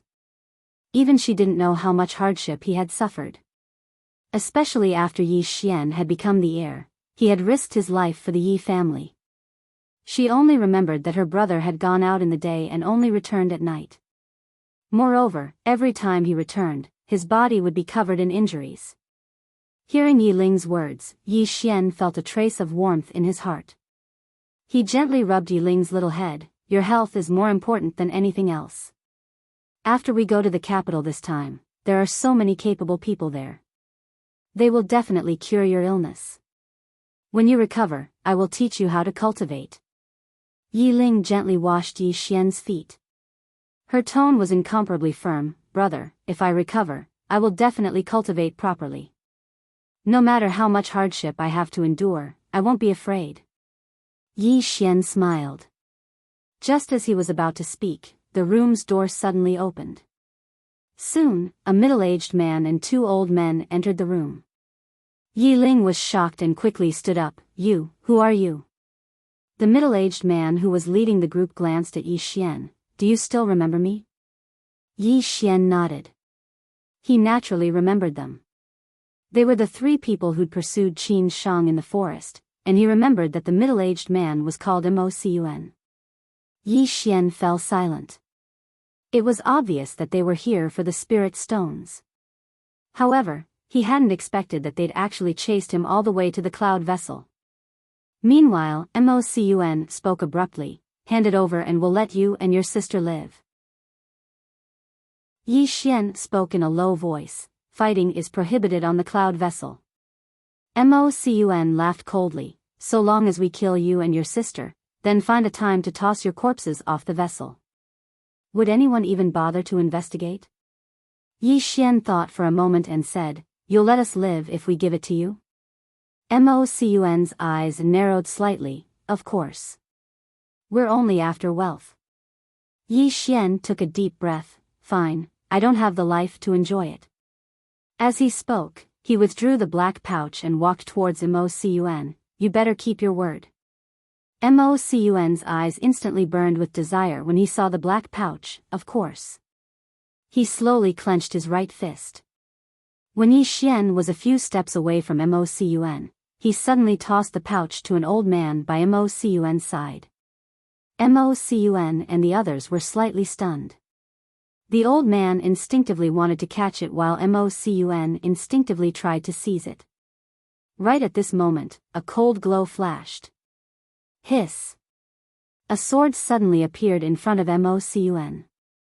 By the time Mo Cun regained his senses, the sword had already pierced his throat. In an instant, Mo Cun's head flew into the air. Blood sprayed. On the other side, two old men were horrified, and they immediately turned around and fled. However, Yi Xian's sword was even swifter. They'd only just turned around when Yi Xian's sword pierced through one of their backs. He'd been killed instantly. However, the other old man had charged forward. Not only had he charged forward, he'd even shouted madly for help. At this moment, all the guests on the first floor were alarmed. Yi Xian's expression was slightly unsightly. He sheathed his sword because he knew that things were getting troublesome. Soon, a woman in a purple dress and a veil walked into Yi Xian's room with a group of guards. Yi Xian clenched his fists tightly, and his expression was slightly grim. He couldn't sense the veiled woman's strength, but he could sense the strength of those guards. 3 of them were at the airborne realm and 2 of them were at the peak of the chi-controlling realm. This lineup was simply too terrifying. It should be said that the drunken immortal in strength was terrifying. The veiled woman glanced at the corpses on the ground, and she frowned slightly before she looked at Yi Xian. "You killed them?" Yi Xian nodded and explained, "They wanted." The veiled woman flicked her sleeve and turned around, "Go down and explain to the others. Kill them on the spot and throw their corpses off the ship." At this moment, Yi Xian opened his right hand, and a sword floated in his palm. The veiled woman who had already reached the door suddenly stopped. She turned around and looked at Yi Xian with a trace of surprise in her eyes. "Swordsman?" Yi Xian nodded. The veiled woman shook her head. "It's rare to become a swordsman at such a young age, but that's all. The rules of this ship are greater than the heavens. Even if you're a swordsman, you can't violate them. Kill them for me." After saying that, she turned around and was about to leave. At this moment, Yi Xian narrowed his eyes, and his right hand suddenly gripped the sword tightly. In an instant, the sword trembled slightly, and a faint sword light flickered on the body of the sword. Everyone present was stunned. The veiled woman also stopped once again. Yi Xian looked straight at the veiled woman. "I'm sorry, I'm the great swordsman." As he said this, his face didn't turn red, and he wasn't out of breath. He was extremely calm. In fact, he was panicking inside. Chapter 20. A great swordsman? Of course, he wasn't a great swordsman. The main reason why his sword could emit sword light was that he had activated the one sword life and death art, and this sword light was a special characteristic of this sword skill. As for himself, he hadn't reached the level of a great swordsman, but of course, he wasn't far from it. After the spiritual sword in Yi Xian's hand emitted a faint sword light, the room suddenly became quiet. The few experts who had walked in front of Yi Xian stopped, and their eyes were filled with shock and solemnity. In their eyes, although a swordsman was rare, an ordinary swordsman wasn't a rare thing, but a great swordsman was different. How many people were there in the whole country of Jiang? And the recorded number of great swordsmen didn't exceed 100.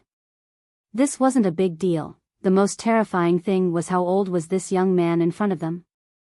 What kind of terrifying force could cultivate such a young great swordsman? At this time, the veiled woman suddenly looked at the 2 corpses on the ground. "Throw these 2 corpses down to feed the dogs," and catch the man who just escaped, beat him to death and throw him off the cloud boat.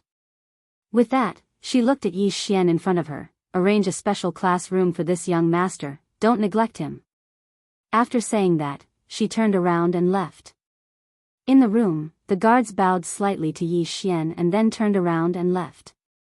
One of the guards said respectfully, "Young master, please follow me." After a slight hesitation, Yi Xian followed with Yi Ling. Under the guidance of the guard, the brother and sister arrived at the special classroom. After entering the special classroom, the brother and sister were completely stunned. Big. Very big. The entire special classroom was at least 10 times bigger than the room they had been staying in before. The interior was also incomparably luxurious. The surrounding layout was simply like a palace. Even the feet were paved with an unknown animal skin, which was soft to step on. Behind Yi Xian and his sister, the guard bowed slightly and then left. Wow! Yi Ling looked around in amazement. Brother, this room is so big and beautiful. Yi Xian gently rubbed Yi Ling's little head and smiled without saying anything. Yi Ling seemed to have thought of something. She lifted her head and looked at Yi Xian. Brother, is it because you're the great swordsman that they treat us like this? Yi Xian nodded. Why? Yi Ling was puzzled. Yi Xian smiled and said, because of reality. Yi Ling wanted to ask more, but at this moment, there was a knock on the door. Yi Xian turned around and said, "Please come in." The door opened and a woman walked in. It was the purple-robed veiled woman from before.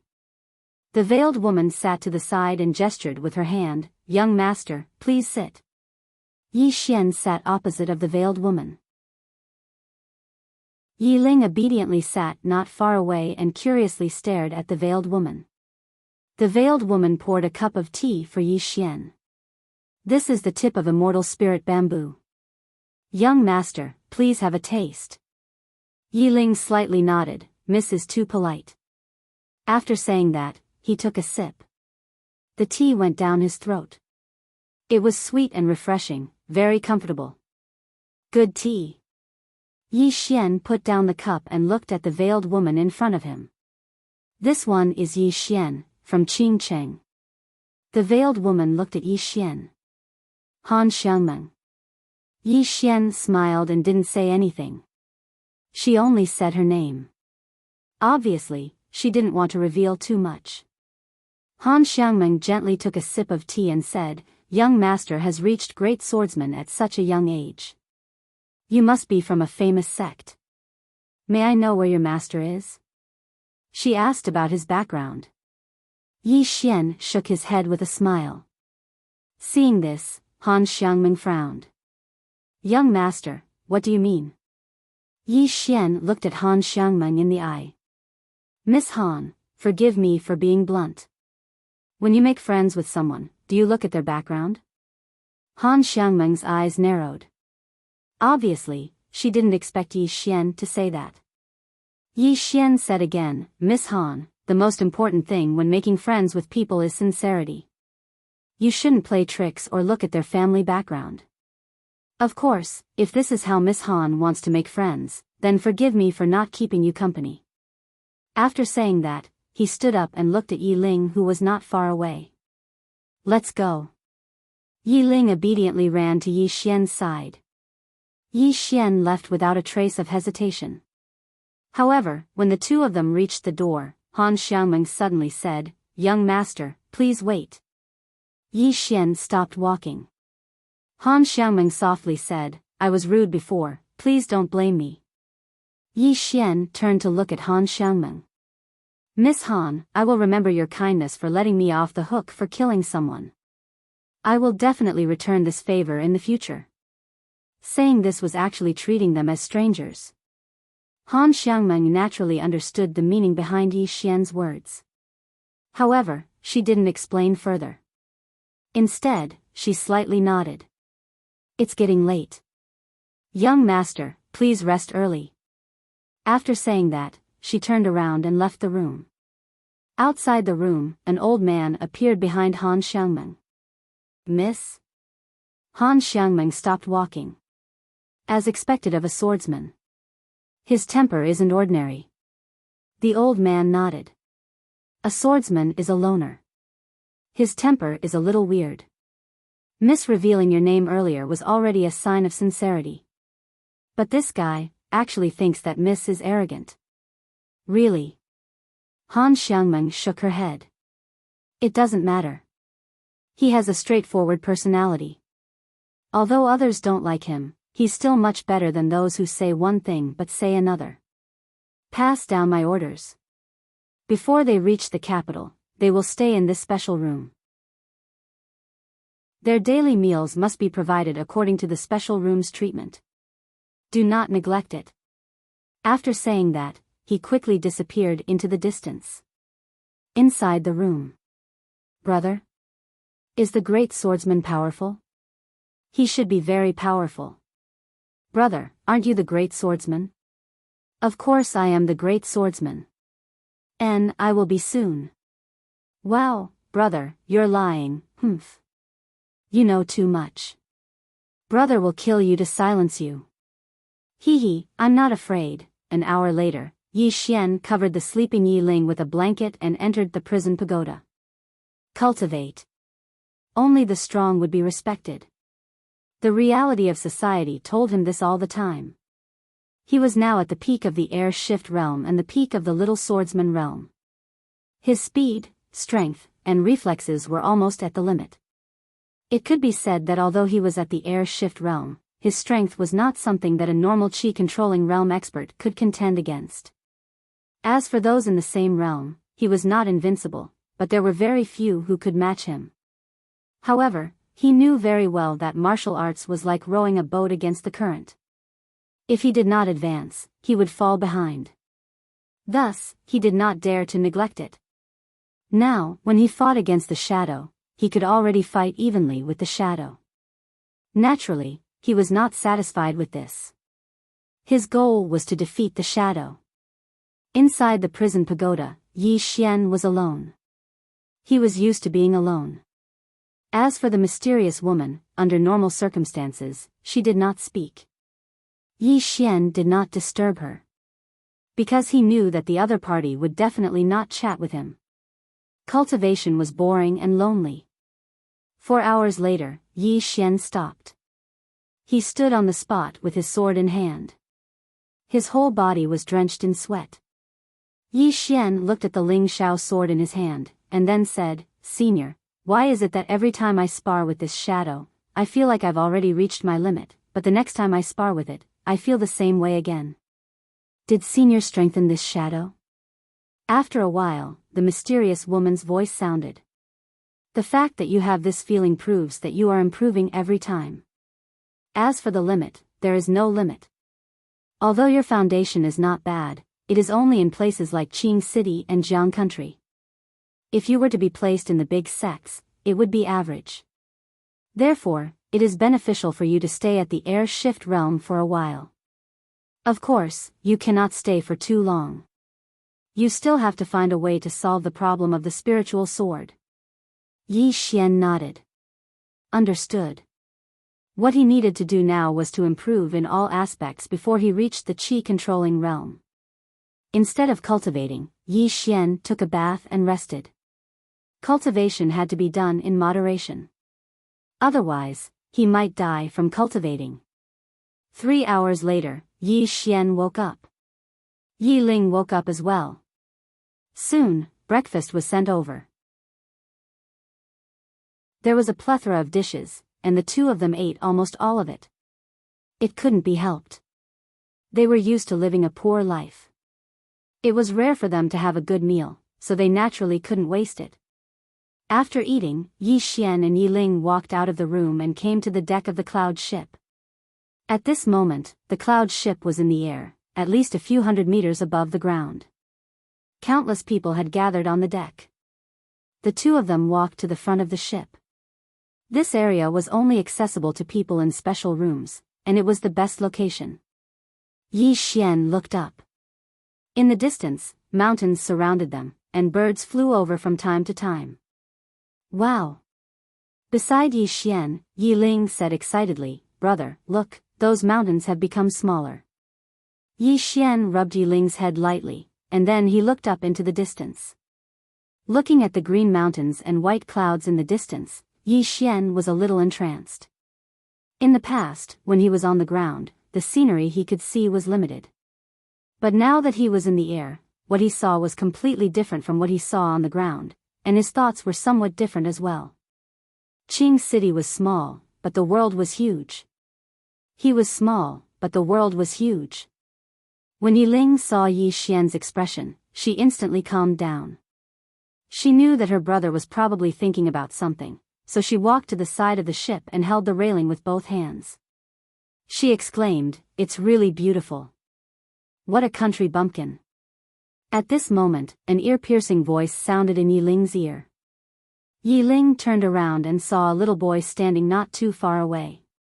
He was about the same age as her, and he was dressed very luxuriously.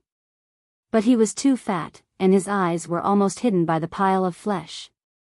Yi Ling withdrew her gaze. She didn't want to cause trouble for her brother.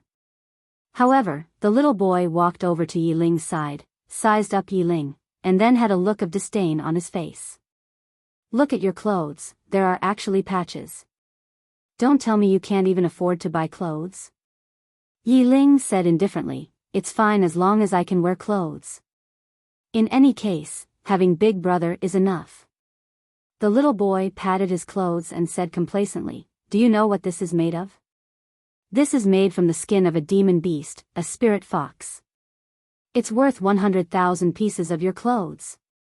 Yi Ling glanced at the little boy's clothes and said, "I don't care. I have big brother." The little boy took out a translucent jade, and Yi Ling's gaze was instantly attracted to it. The jade was pure and flawless, and it was extremely beautiful. Seeing that Yi Ling was attracted, the little boy said proudly, "This is a high-quality spirit jade, and it's worth thousands of gold. Do you have it?" Yi Ling snorted, "I have big brother." The little boy said angrily, "Can you not call me big brother?" Yi Ling ignored the little boy, and looked up at the distant sky, and said softly, "I only have big brother. P.S. Everything during the book period. Recommendation votes, monthly votes, whatever you have. Thank you for your support." Finally, seeing the comments from readers every day, this feeling was really good. During the period when I didn't publish the book, I felt empty every day, as if I was missing something. Now that I have your company, I feel really comfortable. Chapter 21. Only Big Brother. Yi Ling suddenly smiled. Because having Big Brother was enough. Next to Yi Ling, the little boy suddenly asked, "Is your big brother very powerful?" Yi Ling nodded and said seriously, "Of course." The little boy grunted, "No matter how powerful he is, he's not as powerful as Daddy." Yi Ling glanced at the little boy, "Your daddy is powerful too?" The little boy immediately got excited and nodded hurriedly, "Of course. He's the city lord of Thousand Mountain City. Everyone in Thousand Mountain City has to listen to him." City lord. Yi Ling blinked, "Wow, that's very powerful." The little boy said proudly, "Of course. In Thousand Mountain City, our family is the most powerful." Yi Ling sized up the little boy and said, "My big brother said that one should keep a low profile. Otherwise, it's easy to get beaten up outside." But the little boy shook his head, "If someone wants to beat someone up, it'll be my dad, not me." Yi Ling was completely dumbfounded. What kind of scam was this? The little boy suddenly pointed at Yi Xian nearby, "Is that your big brother?" Yi Ling nodded, "That's my big brother." "Handsome, right?" The little boy grunted, "What's the use of being handsome? It's not like you can eat it." Yi Ling giggled, "If you're handsome, you'll be able to get a wife in the future." The little boy grunted, "I have money. I can get as many wives as I want." Yi Ling shook her head, "Little fatty, let me tell you, money isn't everything." The little boy objected, "That's not it. My dad said that money makes the world go round. There's nothing in this world that money can't do. If there's something, then it's because I don't have enough money. So, I want to earn a lot of money. At this point, he seemed to have thought of something and said angrily, "You called me little fatty. Am I fat?" Yi Ling sized up the little boy. Judging from his size, he weighed at least 100 kilograms. She spread her hands. "Aren't you fat?" The little boy said angrily, "My dad said this is strong, strong." Yi Ling shook her head and looked at the boy pitifully. "Your father is so kind." The little boy's expression was somewhat ugly. After a moment, he asked again, "Am I really that fat?" Yi Ling nodded. "Very fat." The little boy clenched his fists and said angrily, "They all lied to me." Yi Ling did not care about the little boy. Instead, she retreated to Yi Xian's side. She did not disturb Yi Xian. Instead, she gently hugged Yi Xian's arm and leaned her head on Yi Xian's arm. Seeing this, the little boy snorted coldly. He turned around and ran to a middle-aged man who was chatting with someone nearby. "Dad, give me a brother." The middle-aged man, the cloud ship passed over 1,000 mountains and came to a huge river. The river was so long that the end couldn't be seen, and it was at least several thousand zhang wide. It was a real river. As for Yi Xian, he was still as motionless as before. He just stared ahead like an old monk in meditation. Thinking. In this period of time, Yi Xian rarely thought, nor did he have the time to think. Now that he boarded the cloud ship and saw the boundless mountains and rivers, his heart was moved. His mind was suddenly filled with many thoughts. He had never had so many thoughts before. In a private room, a plain-clothed old man looked coldly at Han Xiangmeng in front of him. "I heard that you let an unknown youth stay in a special class private room?" Han Xiangmeng nodded. "That's true." "What, does Elder Gu want to interfere with such a small matter?" The plain-clothed old man said coldly, "Not everyone can stay in a special class private room. You should know this better than anyone else." Han Xiangmeng smiled lightly.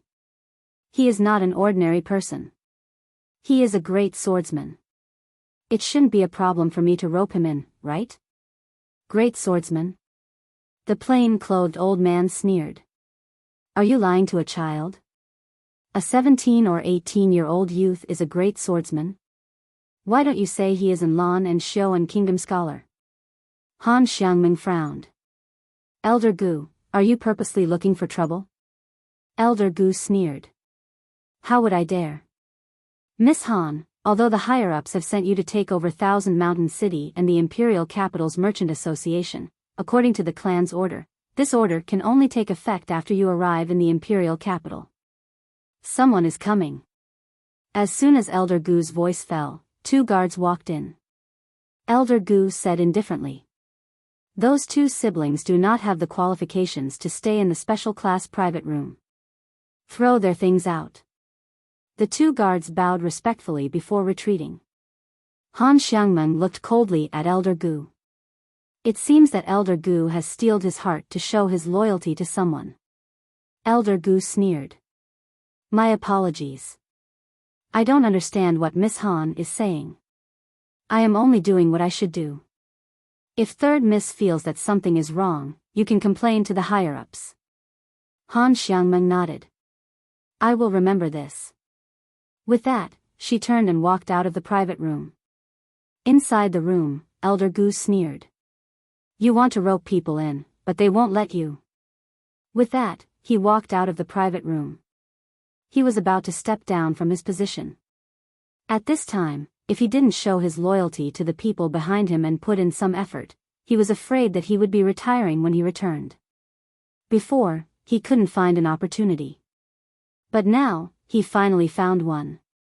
On the deck of the cloud ship, Elder Gu brought 2 guards behind Yi Xian. When Yi Ling sensed this, she let go of Yi Xian's arm and looked at Elder Gu and the others. "May I ask who you are?" Elder Gu glanced at Yi Xian behind Yi Ling and sneered. With his strength, he could naturally see through Yi Xian's realm. Yi Xian was only at the Qi transformation realm. A great swordsman? This was ridiculous. Elder Gu turned to look at the guard beside him. The latter nodded slightly and threw Yi Xian and his sister's baggage in front of Yi Ling. Yi Ling was completely dumbfounded. She didn't know what was going on. At this moment, many people around them looked over. Elder Gu sneered. Is this special class cabin something you can stay in? Yi Ling hurriedly explained. It was that big sister who asked us to stay there. Did you pay? Elder Gu interrupted Yi Ling. Do you have proof of the ticket? Yi Ling was a little anxious. She hurriedly explained again. It was that big sister who asked me and my brother to stay there. You can ask that big sister, Elder Gu sneered. No ticket, no proof, full of nonsense. I think you deliberately snuck into the special class cabin. When he spoke up to hear, his expression turned cold. Guards. Kill these two fellows and toss their corpses off the ship. Two guards walked towards Yi Xian and Yi Ling. Yi Ling's face turned pale. She hurriedly stood behind Yi Xian and said aggrievedly, It was you who asked us to stay there. How can you do this? You bully us. Elder Gu sneered. You don't have a ticket to the special class cabin, but you are staying in the special class cabin. You are looking down on the drunken Immortal restaurant.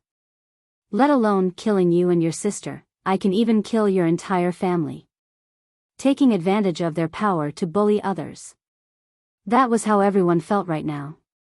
However, no one dared to speak. This was the drunken Immortal restaurant. And those who dared to speak would not offend Elder Gu for the sake of two people they did not know. In next to no time, one of the guards grabbed Yi Ling and dragged her to the side. Yi Ling's right arm was directly dislocated. Yi Ling's face was instantly covered in cold sweat from the pain. However, she desperately crawled towards Yi Xian. The guard furrowed his brows and kicked Yi Ling's abdomen. Bang! Yi Ling's entire body was sent flying by this kick, and then she smashed heavily against the wall of the ship before she fainted. In the distance, the fat boy was about to rush over when he saw this scene. However, he was held back by the middle-aged man beside him. The little boy glared angrily at the middle-aged man. Dad, they are bullying us. The middle-aged man shook his head. Let's see what's going on first. At this moment, not far away, Yi Xian suddenly opened his eyes. Yi Xian looked ahead. The world is very big, and I am very small. However, the heart can be infinitely big. The world can imprison my body, but it can't imprison my heart. The heart is infinite, and the sword is infinite. Thinking up to this point, Yi Xian instantly felt comfortable. In an instant, the Ling Xiao sword suddenly rushed out of his body. Buzz! A sword hum resounded through the sky. The Ling Xiao sword hovered above the cloud ship. At this moment, everyone on the cloud ship looked at Yi Xian. Not far away, next to the little boy who was talking to Yi Ling, the middle-aged man said in disbelief, How is this possible? Clear sword heart. What was clear sword heart? Clear sword heart meant that one's sword heart was clear, and one's heart was clear. One had a clear goal and concept for one's sword Dao, and would not be confused by external things. This was a mysterious realm of swordsmen. And this realm was also known as Quasi-Sword Dao Grandmaster. Throughout history, those who had a clear sword heart would become Sword Dao Grandmasters in the future. And now, the only Sword Dao Grandmaster in the country of Jiang used to have a clear sword heart. On the other side, Han Xiangmen was also stunned. Her watery eyes were filled with disbelief. After Yi Xian came back to his senses, he looked to the side and smiled. In the next moment, he was stunned. When he saw Yi Ling's appearance not far away, Yi Ling felt as if his acupuncture points had been hit. Soon, he rushed to Yi Ling like a madman and picked up Yi Ling with trembling hands. What happened? As he spoke, he suddenly roared like a wild beast. Who did it?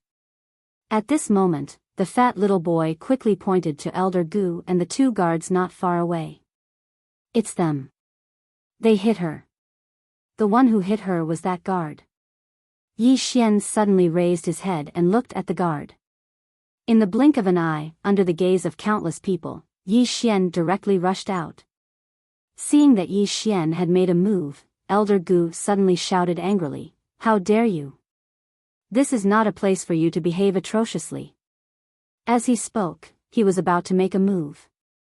However, Yi Xian's sword suddenly changed direction and pointed directly at Elder Gu. The surrounding people were stunned. Elder Gu was in the levitation realm. Elder Gu narrowed his eyes slightly. You overestimate yourself. As soon as he finished speaking, he clenched his fists. In the blink of an eye, an invisible force shook out of his body. At this moment, the sword arrived. On the long sword, a sword ray suddenly burst out. One sword to determine life and death. Sword ray. The great swordsman. Such a young great swordsman.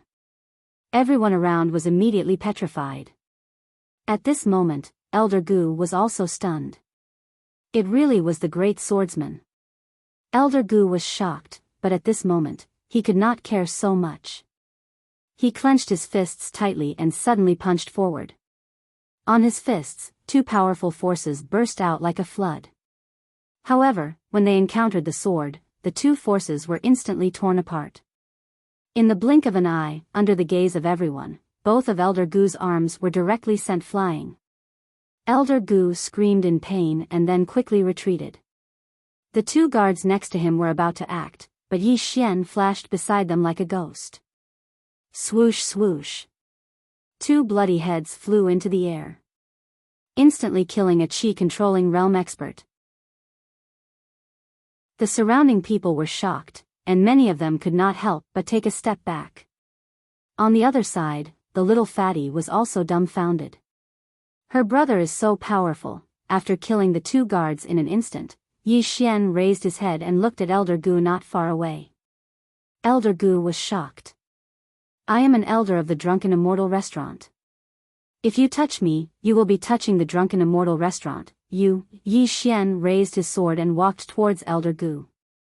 Seeing this scene, Elder Gu was shocked and repeatedly retreated. At this moment, Han Xiangmeng suddenly appeared in front of Yi Xian. Han Xiangmeng said in a deep voice, Young Master Yi, it is time to stop. If you continue to cause trouble, it will not end well. You. Han Xiangmeng's voice stopped abruptly because Yi Xian's hand had grabbed her throat. Han Xiangmeng looked at Yi Xian and did not say anything. She was very calm. Yi Xian's expression was ferocious. You were the one who allowed us siblings to stay in the special classroom, but he came out to make things difficult for us siblings. This matter has something to do with you, right? The mysterious woman had already told him everything, so he had already figured out the ins and outs of the matter. Han Xiangmeng looked straight at Yi Xian. If you continue to cause trouble, it will not end well. Yi Xian laughed sinisterly. This is your internal matter, but you want to implicate my sister. This matter started because of you, but you did not do anything to stop it. You deserve to die. After saying that, his left hand suddenly tightened. He was really going to kill her. However, the moment he tightened his grip, Han Xiangmeng had already silently retreated several feet away. At the same time, an old man appeared in front of her. The old man looked coldly at Yi Xian. Young Master Yi, do not cause trouble for the power behind you. Yi Xian looked at the unconscious Yi Ling. At this moment, his heart felt as if it was being cut by a knife. Suddenly, he laughed crazily. Cause trouble? Us siblings were fine, what did we do? Why did my sister end up like this? After saying that, he opened his palm, and the Ling Shao sword appeared in his hand. In his palm, the Ling Shao sword trembled violently. Not only that, as if it had sensed Yi Xian's killing intent and anger, the Ling Shao sword actually let out a series of sword cries. He was going to use one sword to decide life and death again. Seeing that Yi Xian was going to continue, the old man squinted his eyes. On the other side, Han Xiangmeng's expression was also extremely ugly. This was a mutual destruction. At this moment, she was extremely regretful. If she had known this would happen, she would have stopped it earlier. Such a young sword Dao grandmaster who had just achieved a clear sword heart. She was not afraid of the drunken Immortal in, but to become enemies with a genius like this, needless to say, she would never be put in an important position in this lifetime.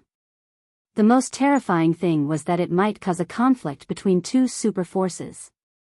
After all, the talent and battle strength that Yi Xian had displayed was too terrifying. This person definitely had a powerful force behind him. If that was the case, whether it was her, Elder Gu, or all the guards and stewards on the cloud ship, they would all be implicated. Just as Yi Xian was about to make his move, the mysterious woman's voice suddenly rang in Yi Xian's mind. Have you thought of the consequences of this sword? Ha, Yi Xian laughed crazily. My sister has ended up like this, what consequences do I have to think about? Chapter 22. Just as Yi Xian drew his sword, a voice suddenly sounded from the side, brother. Although the voice was as soft as a mosquito, Yi Xian's entire body trembled. Yi Xian stopped, turned around, and ran to Yi Ling's side. Then, he gently picked up Yi Ling. His hands were trembling. In this lifetime, he could draw his sword for his sister, and he could also sheath his sword for her. Seeing that Yi Xian did not make a move, Han Xiangmeng and the old man heaved a sigh of relief. Once Yi Xian made a move, there would really be no turning back. Fortunately, the little girl was still alive. Otherwise, the worst outcome would be that Yi Xian would die, but all of them would be severely punished. The force behind Yi Xian might even take revenge on them until they were killed. No matter what the outcome was, it was not what they wanted. At the side, Elder Gu was about to slip away, but he was slapped to the ground by the old man beside Han Xiangmeng. Han Xiangmeng looked coldly at Elder Gu. Wait for your judgment. Hearing this, Elder Gu's face instantly turned ashen. On the other side, Yi Xian carefully held Yi Ling in his arms. Looking at Yi Ling's pale face, this young man who had never cried despite being injured countless times in the past was now bursting into tears. Yi Ling looked at Yi Xian and said softly, brother, don't cry. I'm not in that much pain. Yi Xian hugged Yi Ling tightly and cried like a child. It's brother's fault. It's brother's fault. At this moment, the middle-aged man walked in front of Yi Xian with the little fatty, little friend, I brought a doctor with me. Can you let him take a look? Yi Xian hurriedly said, yes, thank you. The middle-aged man smiled and turned to look at the old man in black. The old man nodded and then squatted in front of Yi Ling. After a moment, the old man said softly, it's fine, they are all external injuries. As for the dislocated hand, the old man has already reconnected it. She just needs to rest for a few days. However, there is a cold energy in her body, the old man has never seen it before. As he spoke, he looked at Yi Xian. Yi Xian said in a low voice, it's fine, as long as there are no other problems. As for this cold energy, I will think of a way in the future. As for this cold energy, I will think of a way in the future. Yi Xian cupped his fists at the middle-aged man. I'm Yi Xian. May I know your name? The middle-aged man said, Lord Lu Shaoran. Lord. Yi Xian was slightly startled, but he quickly cupped his fists again. Thank you for little sister's matter. Lu Shaoran smiled. It's a small matter. Yi Xian nodded. Then, holding his sword, he turned around to face Elder Gu, who was not far away. Seeing this scene, Lu Shaoran was slightly startled. Not only Lu Shaoran, but the surrounding people were also startled. This guy still won't let it go? Han Xiangmeng and the old man beside her had their faces sunk. Elder Lu was an elder of the drunken Immortal house. Even though he was only a small elder in the outer house, he was still an elder of the drunken immortal house. No matter what, they couldn't let him be killed by Yi Xian. Otherwise, it would be the same as slapping the drunken immortal in's face. Yi Xian walked in front of Elder Gu, while Han Xiangmeng stood in front of Yi Xian. Young Master Yi, the drunken immortal in will deal with this matter. Don't worry, we will severely punish him and give young Master Yi an explanation. Yi Xian looked at Han Xiangmeng coldly. Get lost. Han Xiangmeng's brows instantly knitted together. Just as she was about to speak, Yi Xian walked in front of her and looked straight at her. You were the one who allowed us to move in, but he came to make things difficult for us brother and sister, and you didn't stop him. Let me guess, you probably want to see my true strength and background, and at the same time, you want me to become enemies with this person, so that both of us will be injured, and then you will be the fisherman who benefits, right? Han Xiangmeng slowly clenched her fists. Her heart was filled with shock. Because what Yi Xian said was exactly what she was thinking. Elder Gu roared with laughter. Isn't that exactly what she meant?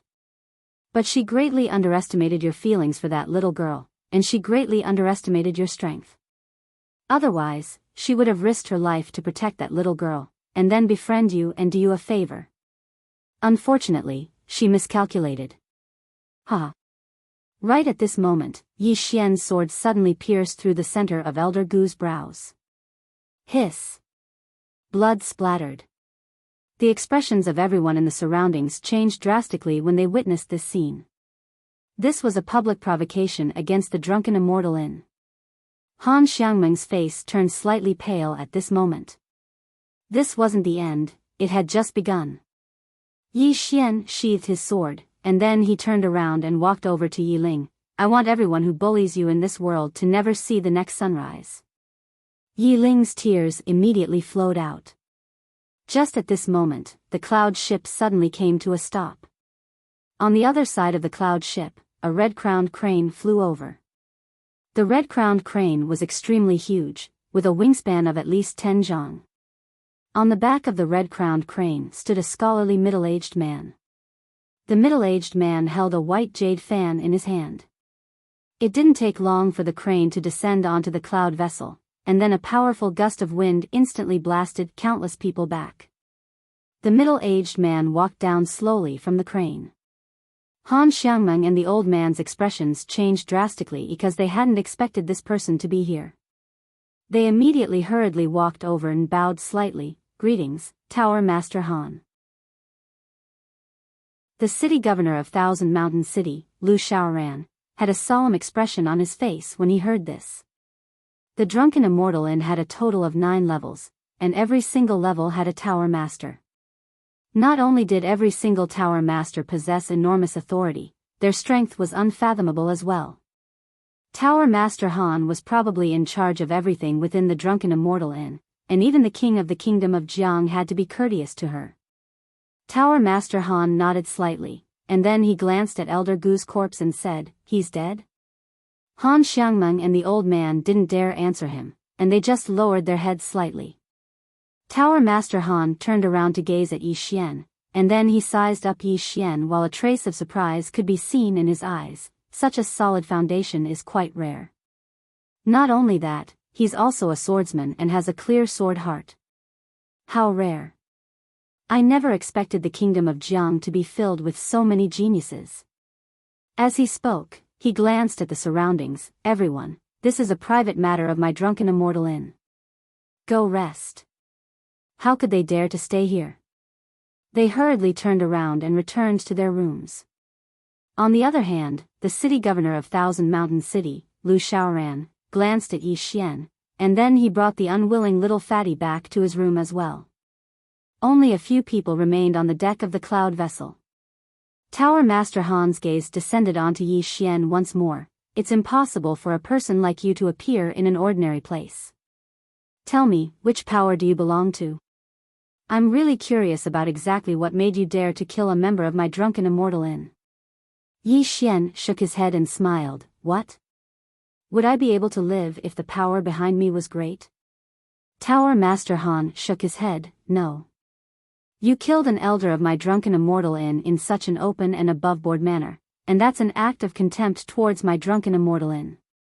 So, no matter who you are or who's behind you, you must die today. Even though it's a pity, it can't be helped. My drunken immortal in can't lose face amongst the kingdoms of Pine Prefecture. As he spoke, he seemed to have thought of something and added, I'm asking about the power behind you because I want to decide if I should pursue the matter, not because I'm afraid of the power behind you. There's no power in the kingdom of Jiang that my drunken immortal in can't afford to offend. Yi Xian fell silent. Power? How could he have any power? He didn't even have any backing. However, he still didn't regret killing those fellows. Brainless? Impulsive? He admitted that he was brainless, and he admitted that he was impulsive. However, if he was given a choice, he would do the same without hesitation. Because if he didn't kill those fellows, the drunken immortal in would at most punish them. Even if they were to be punished, they would return to their comfortable lives in a few years' time. As for his sister, would she be beaten up for nothing? No. He could endure being beaten up for his sister. However, he, Yi Xian, could not bear to beat up his sister. Tower Master Han said indifferently, Why? You don't want to say? Yi Xian smiled, There's no power behind me. Really, I'm not lying to you. Tower Master Han squinted her eyes. Without any backing, you dared to kill my drunken immortal in's men? Yi Xian stared at the scholarly man in front of him. Since the drunken immortal in is bullying others, I killed them. It's that simple. The scholarly man chuckled, bullying others? In this world, only the strong are respected. My drunken immortal in is bullying others. Just endure it, and you will have your own place in the future. To ruin your future just to vent your anger, you are stupid, do you know that? Yi Xian straightened his back. How can a swordsman's spine bend? The scholarly man smiled, Swordsman, that's true. A swordsman that bends is no longer a swordsman. Forget it. Since you said that you don't have any backing, then you will bear this alone. I will be with Big Brother. At this moment, Yi Ling suddenly hugged Yi Xian. She stared at the scholarly man, Us siblings will bear this together. Tower Master Han glanced at Yi Ling and smiled, All right, I will help you two siblings. As she spoke, she looked at the old man not far away, hang their corpses at the bow of the ship. Let the world know what happens to those who offend my drunken immortal in. I will also let the world know that my drunken immortal in is bullying others. If you are not satisfied, then feel free to come. As she spoke, she turned to leave. But at this moment, the sword on Yi Xian's waist trembled violently. Yi Xian was stunned. Tower Master Han turned to look at the bow of the ship. Not only Tower Master Han, everyone else also looked at the bow of the ship. At the bow of the ship, a woman had appeared out of nowhere. She had waist-length hair and wore a plain dress. Her back was facing them, and her right hand was behind her back. Between her fingertips, there was a black and a white object spinning. She stood at the bow of the ship and looked down at the ship, allowing the wind to lift her hair and dress. Everyone was stunned. Who was this person? On the other hand, Tower Lord Han's expression sank because he didn't notice when the woman appeared there.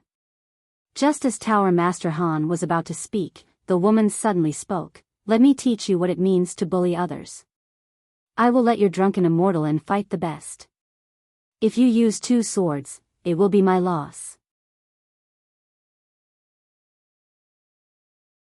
Chapter 23.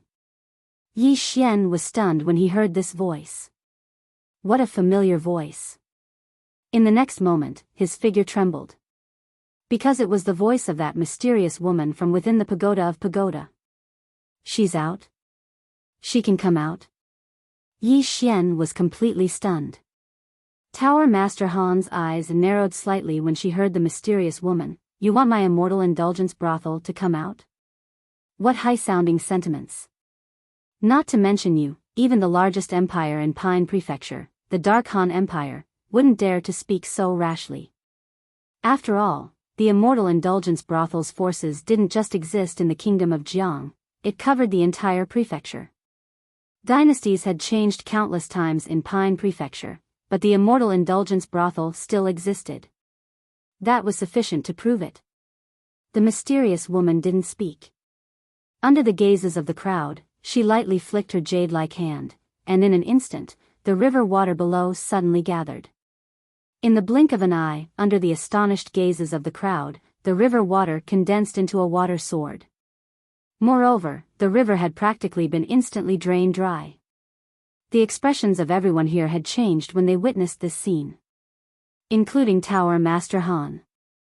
What sort of ability is this? Watch carefully. Suddenly, the mysterious woman's voice resounded in Yi Xian's mind, determine life and death with a single strike of the sword. As soon as she finished speaking, the water sword in her hand suddenly transformed into a ray of light that flashed through the surroundings. Was it fast? It wasn't fast at all. Everyone here had witnessed it clearly. However, Tower Master Han's expression had changed violently at this moment. Because he was the target of the sword, and it was extremely slow in his eyes as well. What did this mean? It meant that he wasn't able to discern the essence of this attack at all. This attack had exceeded the scope of his understanding. Even then, Tower Master Han didn't just stand there and wait for death to descend upon him. He suddenly pressed his palms together, and then a ray of golden light instantly appeared around him. At the same time, he swiftly formed a seal with his hands and pushed it forward. Mountain Guard Seal. As soon as he finished speaking, a golden disc made of energy suddenly appeared in front of him, and the mountains in the surroundings trembled violently. In next to no time, countless strands of earth and yellow energy shot out violently from the mountains, and the golden energy surged into the golden disc like rivers flowing into the ocean. At this moment, the golden disc trembled violently, and the golden light that erupted from it caused even the scorching sun in the sky to pale in comparison. Under everyone's gaze, the mysterious woman's sword arrived. Everyone thought that the world would collapse, but the next scene caused everyone to be petrified on the spot. When the water sword was still a few feet away from the golden disc suddenly shattered, transforming into golden energy that scattered across the sky. The water sword's speed was still very slow. Under Tower Lord Han's incredulous gaze, it approached him bit by bit. He had no way of resisting and could only allow the water sword to reach his forehead. As for the mysterious woman in the distance, her back was still facing them. She did not turn around at all. Utter defeat. He was completely defeated with a single sword strike. Han Xiangmeng and the old man were shocked to the point their bodies trembled. Yi Xian didn't know Tower Lord Han's strength, but they were clearly aware that Tower Lord Han's strength could definitely be ranked in the top 5 in the country of Jiang. Yet at this moment, she'd been defeated with a single attack. Is she an expert at the Sword Master realm? Meanwhile, the mysterious woman's voice resounded abruptly, a single attack determines life and death. If I want him to live, then he will live. If I want him to die, then he will die. If I attack, then my enemy's life will be at the mercy of my sword. Understand? Yi Xian gulped, I don't really understand. The mysterious woman nodded slightly, that's normal. If you explain it clearly, then I'll have to beat you up. The profundity of this sword technique isn't something that you can comprehend right now. However, now that you've seen this attack of mine, you should have a rough understanding of it. It'll be extremely beneficial to you. Yi Xian bowed deeply, I understand. The mysterious woman nodded and continued, ask the strongest fighter of the Immortal Indulgence Pavilion to come forth. If he can't finish him with a single attack, then I'll consider it my loss. Everyone, Tower Lord Han looked at the mysterious woman and smiled bitterly, Senior, this time, my Immortal Indulgence Pavilion. Tower Lord Han's voice suddenly stopped because the water sword between his eyebrows had already pierced half an inch into his forehead. Fresh blood flowed out. The mysterious woman's voice resounded again, you're too weak, so don't speak. I won't kill you because I want you to watch how I use my power to bully your Immortal Indulgence Pavilion.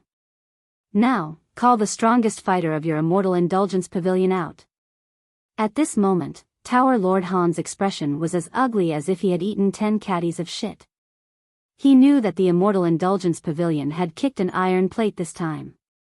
However, why would there be such a terrifying expert in this tiny country of Jiang? At this moment, a black dot appeared in the distant sky. Soon, the black dot grew larger and larger. At the same time, a loud laughter resounded in the sky. I am the 8th floor lord of the Immortal Indulgence Pavilion. I wonder how my Immortal Indulgence Pavilion has offended you, for you to be so angry. At this moment, the water sword between Tower Lord Han's eyebrows suddenly shot into the sky, into the distant sky. In the blink of an eye. Ah! A miserable cry resounded in the sky, and in the blink of an eye, a bloody old man's head slowly fell from the sky. Tower Lord Han's face instantly turned pale when he saw this. At this moment, he knew that he had greatly underestimated the mysterious woman's strength. She was not a sword master at all. She might even be a swordsman at the Sword Emperor level. A Sword Emperor, an Emperor of Swords. Tower Lord Han's face turned even paler when he thought of this.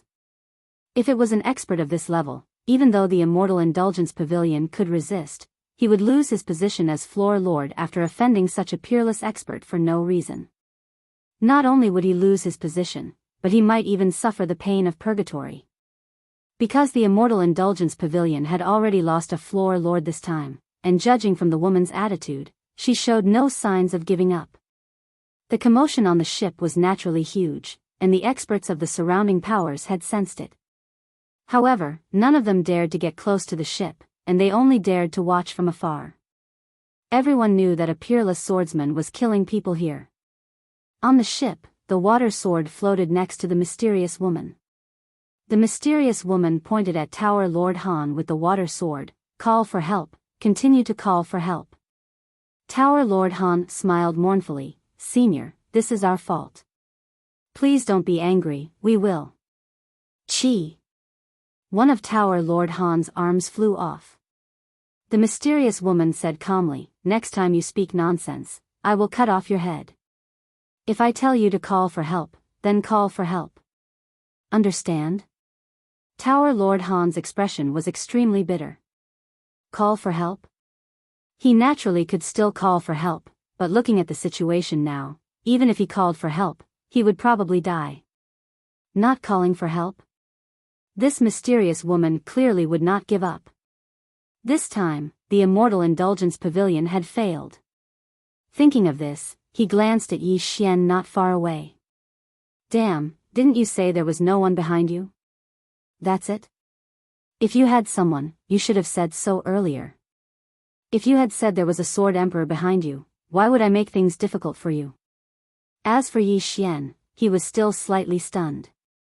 He knew that the mysterious woman was definitely not an ordinary person and was very strong, but he didn't expect her to be so strong. He didn't expect the mysterious woman to help. Although the mysterious woman had come to help, he had a bad feeling because he noticed that there was something wrong with the world prison pagoda within him. It was as if all the imprisoned existences were about to come out. When he thought of this, he broke out in cold sweat. Right at this moment, a gray-robed old man mysteriously appeared on the ship. Someone else has come. Yi Xian hurriedly looked at the gray-robed old man. The gray-robed old man looked very old with white hair and a sage-like aura. The gray-robed old man ignored everyone in the surroundings. His gaze descended upon the mysterious woman, and then he bowed slightly. I am the 3rd Tower Lord of the Immortal Indulgence Pavilion. Greetings, Senior Sword Immortal. Sword Immortal. Hearing this, Tower Lord Han's eyes instantly opened wide. Her eyes were filled with disbelief. Sword Immortal? How many Sword Immortals were there in the world? Or rather, how many Sword Immortals were there in the entire firmament world? In any case, one had never appeared in the entire prefecture. The mysterious woman said, You're not bad. You've cultivated to such a level, so you're qualified to receive a strike of my sword. As she spoke, the sword by her side trembled slightly. Meanwhile, the old man hurriedly said, "Senior, please calm down. Your strength has exceeded the scope of the prefecture, so I naturally wouldn't dare to receive a strike from you. Moreover, with your strength and identity, I presume you wouldn't make things difficult for us juniors." Obviously, the meaning behind his words was that I can't defeat you, so don't bully me. Make things difficult for me? The mysterious woman chuckled. Your immortal indulgence pavilion wanted to hang my... Yes, that little fellow's corpse on the bow of this ship. You even said that there's no power in the prefecture that your immortal indulgence pavilion can't offend. Your immortal indulgence pavilion wants to use its strength to bully others. Your immortal indulgence pavilion sure is arrogant. The old man didn't explain himself because doing so before such an expert was no different than courting death. He glanced at Yi Xian, who was standing nearby. Subsequently, he walked up to Yi Xian and bowed deeply. "Young friend, my drunken immortal restaurant has offended you in the past. Please forgive us." Yi Xian naturally knew that the old man was apologizing because of the mysterious woman, so he didn't act arrogantly. However, he didn't speak as well. It was best to remain silent at a time like this. The old man turned around to glance at Tower Lord Han. The latter was about to speak when the old man waved his right hand and a powerful force enveloped Tower Lord Han. Bang! Tower Lord Han was instantly transformed into ash. The old man turned around and bowed slightly to the mysterious woman. "Senior, please calm your anger." The mysterious woman didn't speak. She just waved her hand lightly, and then the water sword suddenly flew off the ship and fell into the dried river. The water sword fell to the ground. Bang! In an instant, the river from before had appeared once more. Moreover, all the living beings within the river were still there. The old man's pupils constricted when he witnessed this scene, and he was beyond shocked. On the other hand, the mysterious woman gradually became ethereal, and it didn't take long for her to vanish from their fields of vision. At the instant she vanished completely, her voice resounded once more. Chapter 24. The deck of the cloud boat suddenly fell silent. The gray-robed old man remained silent. His expression was calm, and it was impossible to tell if he was happy or angry. He was obviously angry. The drunken immortal had never been treated this way. Although he was angry, he did not dare to show it. A sword immortal. The mysterious woman was most likely a sword immortal. If she really was a sword immortal, then the drunken immortal really could not afford to provoke them. The drunken immortal could fight against a sword immortal with all its strength, but it was only a fight. Moreover, who knew if the sword immortal had any friends? Or a powerful faction? Even if she had no friends or faction, she alone was enough to destroy the drunken immortal. A sword immortal. How terrifying was the battle strength of such a person? Apart from the guardians of heaven and earth, the worst person to provoke was a swordsman. And the worst person to provoke was the guardians of heaven and earth, the swordsman. Therefore, even if the mysterious woman's words were a slap to the face, the gray-robed old man did not dare to say anything. One must know that the swordsman had an extremely strange temper. If he were to say anything, he might die here today. The gray-robed old man withdrew his thoughts and glanced at Yi Xian. It was obvious that the mysterious woman had stopped because of the young man before him. The swordsman was a loner, but once he had a disciple, he would no longer be a loner. A sword immortal's disciple.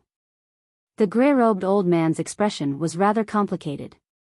He should have tried his best to rope such a person in, but it had come to this. With this thought, the gray-robed old man walked in front of Yi Xian. He sized up Yi Xian and pointed with his finger, causing a purple card to land in front of Yi Xian.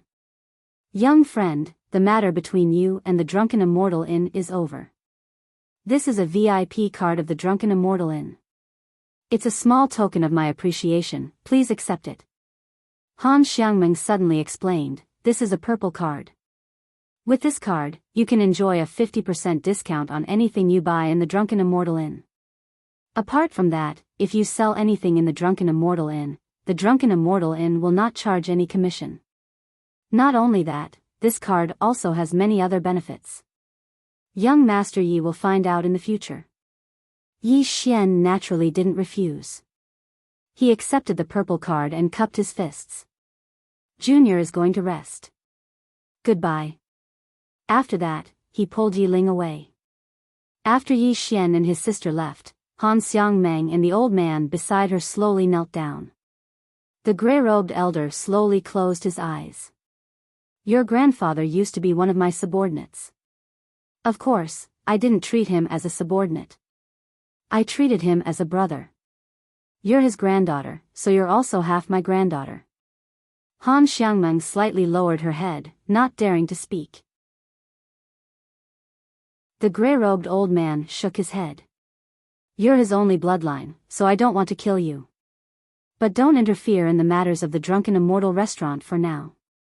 Go back to the imperial capital and reflect on yourself. Hearing this, Han Xiangmeng's face instantly turned pale.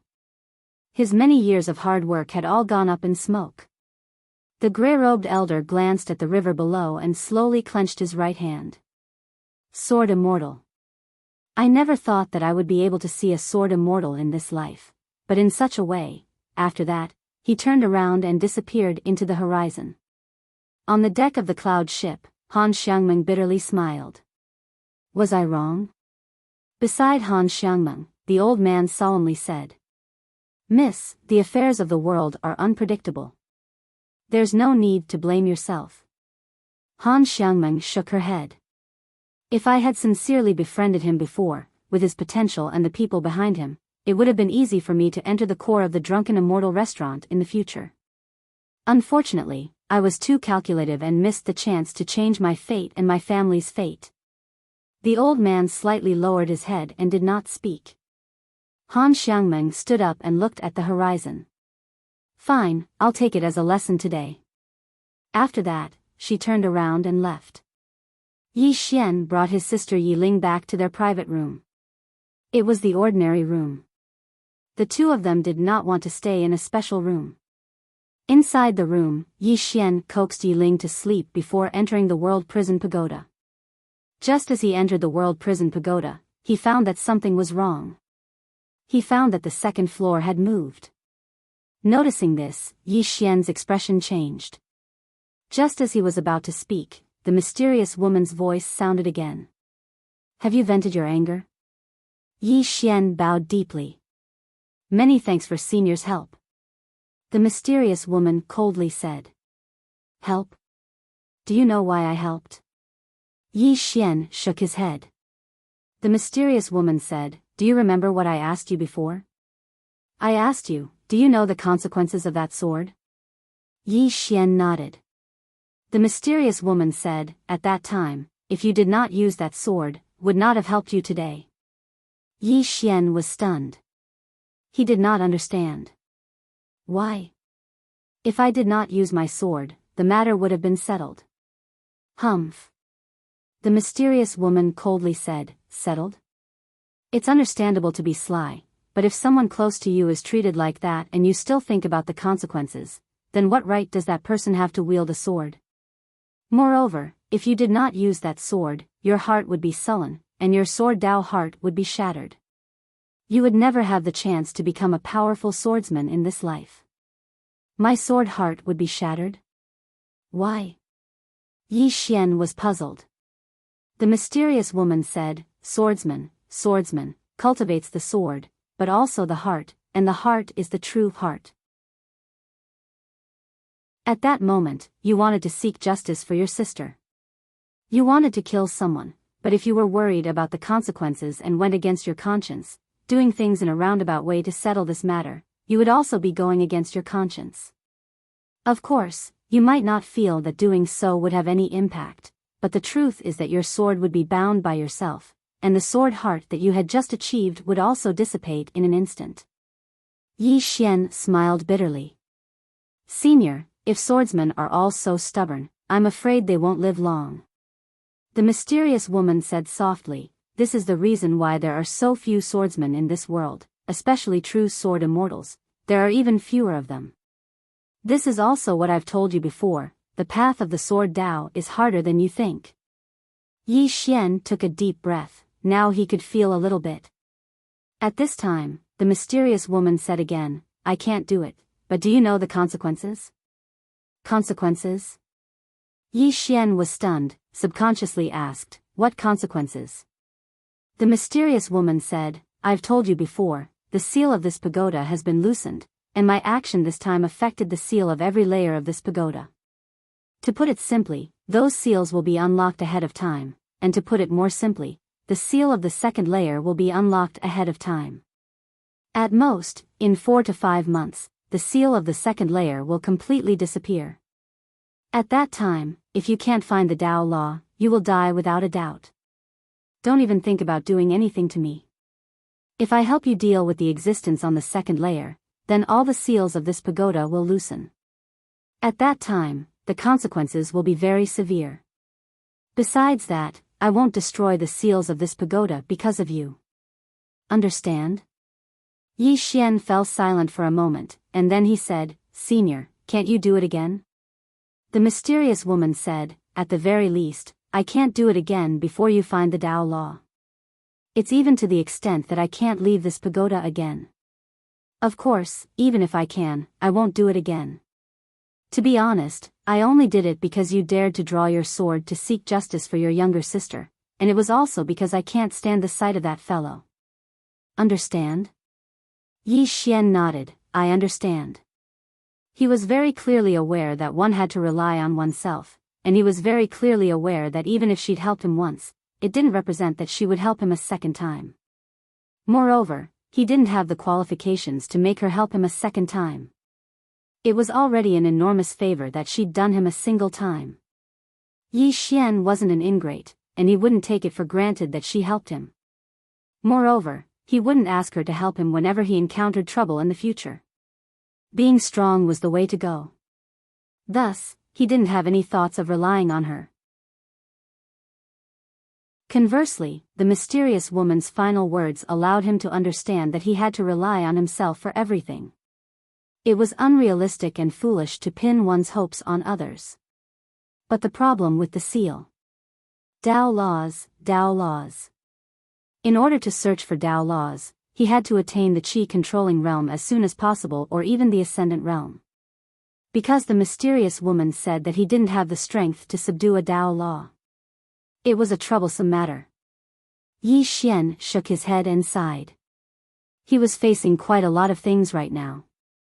The most important was his younger sister's illness, and the second was the seal in the pagoda. He'd sensed that the pagoda was slightly abnormal, and he'd even sensed the seriousness in the mysterious woman's voice. He knew that she wasn't joking with him, and if the seal was loosened, then she would absolutely not help him. So, he had to rely on himself to deal with this matter. As if he'd thought of something, Yi Xian hurriedly asked. Senior, what's the clear sword heart? He hadn't forgotten that he'd entered an extremely profound state earlier. She fell silent for a moment before she said, the clear sword heart is like looking into a mirror. You usually don't know what you look like, but when you look into a mirror, you'll clearly understand what you look like.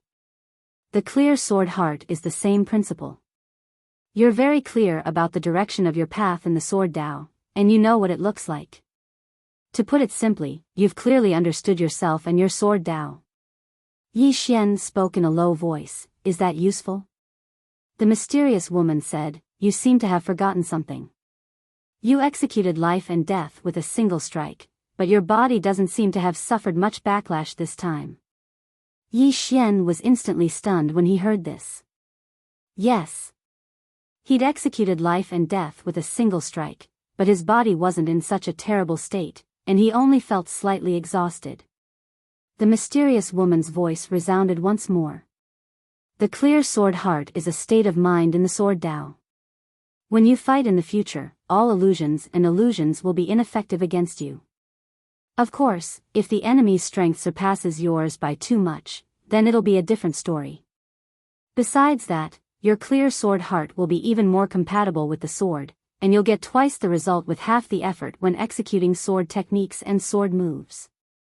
I'm tired, so I don't want to explain these trivial things to you. You'll understand once you spar with the shadow. Yi Xian was speechless. After a short while, Yi Xian went to spar with the shadow. When he executed the first strike, he was stunned. The feeling was truly different. Not only that, but when the shadow used the first strike, he was stunned again. This time, the feeling was different. He couldn't explain why this feeling was, but if he had to say, he felt that this strike was very simple. After a quarter of an hour, Yi Xian stopped. And there was a sword in the chest of the shadow in front of him. In the blink of an eye, the shadow slowly dissipated. Yi Xian bowed his head slightly and remained silent. After a while, he put away the Ling Shao sword. Looking at the Ling Shao sword in his hand, he was silent for a long time, and then murmured softly, "Now I feel that this sword is mine." P.S. The new writing is very detailed and very serious, so it's very slow. If I really update 4 or 5 chapters a day, maybe you guys won't like reading it so much. Because in a situation where there are many chapters, there will definitely be mistakes. No one can write more than 10,000 words a day and still be meticulous. Of course, there will definitely be outbursts. Old readers know that I have a habit. In addition to stable updates and not being late, the other is outbursts. While I'm at it, I want tickets, recommendation tickets, monthly tickets, whatever you have. It's too important to the new book. Thank you everyone for your support.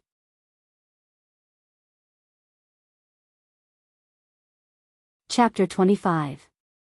Before this, Ling Shao's sword was a little unfamiliar to him. That feeling was as if this sword wasn't his, and it was rather jerky to use. But now, that unfamiliar feeling was gone, but it wasn't very familiar either. However, it was much better than before, at least it didn't have that jerky feeling from before. At this moment, he realized the importance of a sword's compatibility with its master. Putting away the sword, Yi Xian left the world prison pagoda and washed up. Sleep. Cultivation was important, but rest was equally important. No matter how much he wanted to become stronger, no matter how crazily he cultivated, he would rest every day. Because after resting, he would be full of energy and be able to cultivate better. Outside. No one knew when the cloud ship had quietly started moving, as if everything had returned to normal. But the people on the cloud ship didn't forget that young man, nor did they forget the commotion outside the cloud ship. Everyone was curious about whether that young man was dead. He should be dead. After all, the people of the drunken immortal house weren't that easy to kill. The cloud ship flew over the vast river and came to an endless mountain range. Standing on the cloud ship and looking down, one could see tens of thousands of mountains. The scenery was too beautiful to behold. Many more people appeared on the deck of the cloud ship. All of them had calm expressions on their faces, as if nothing had happened.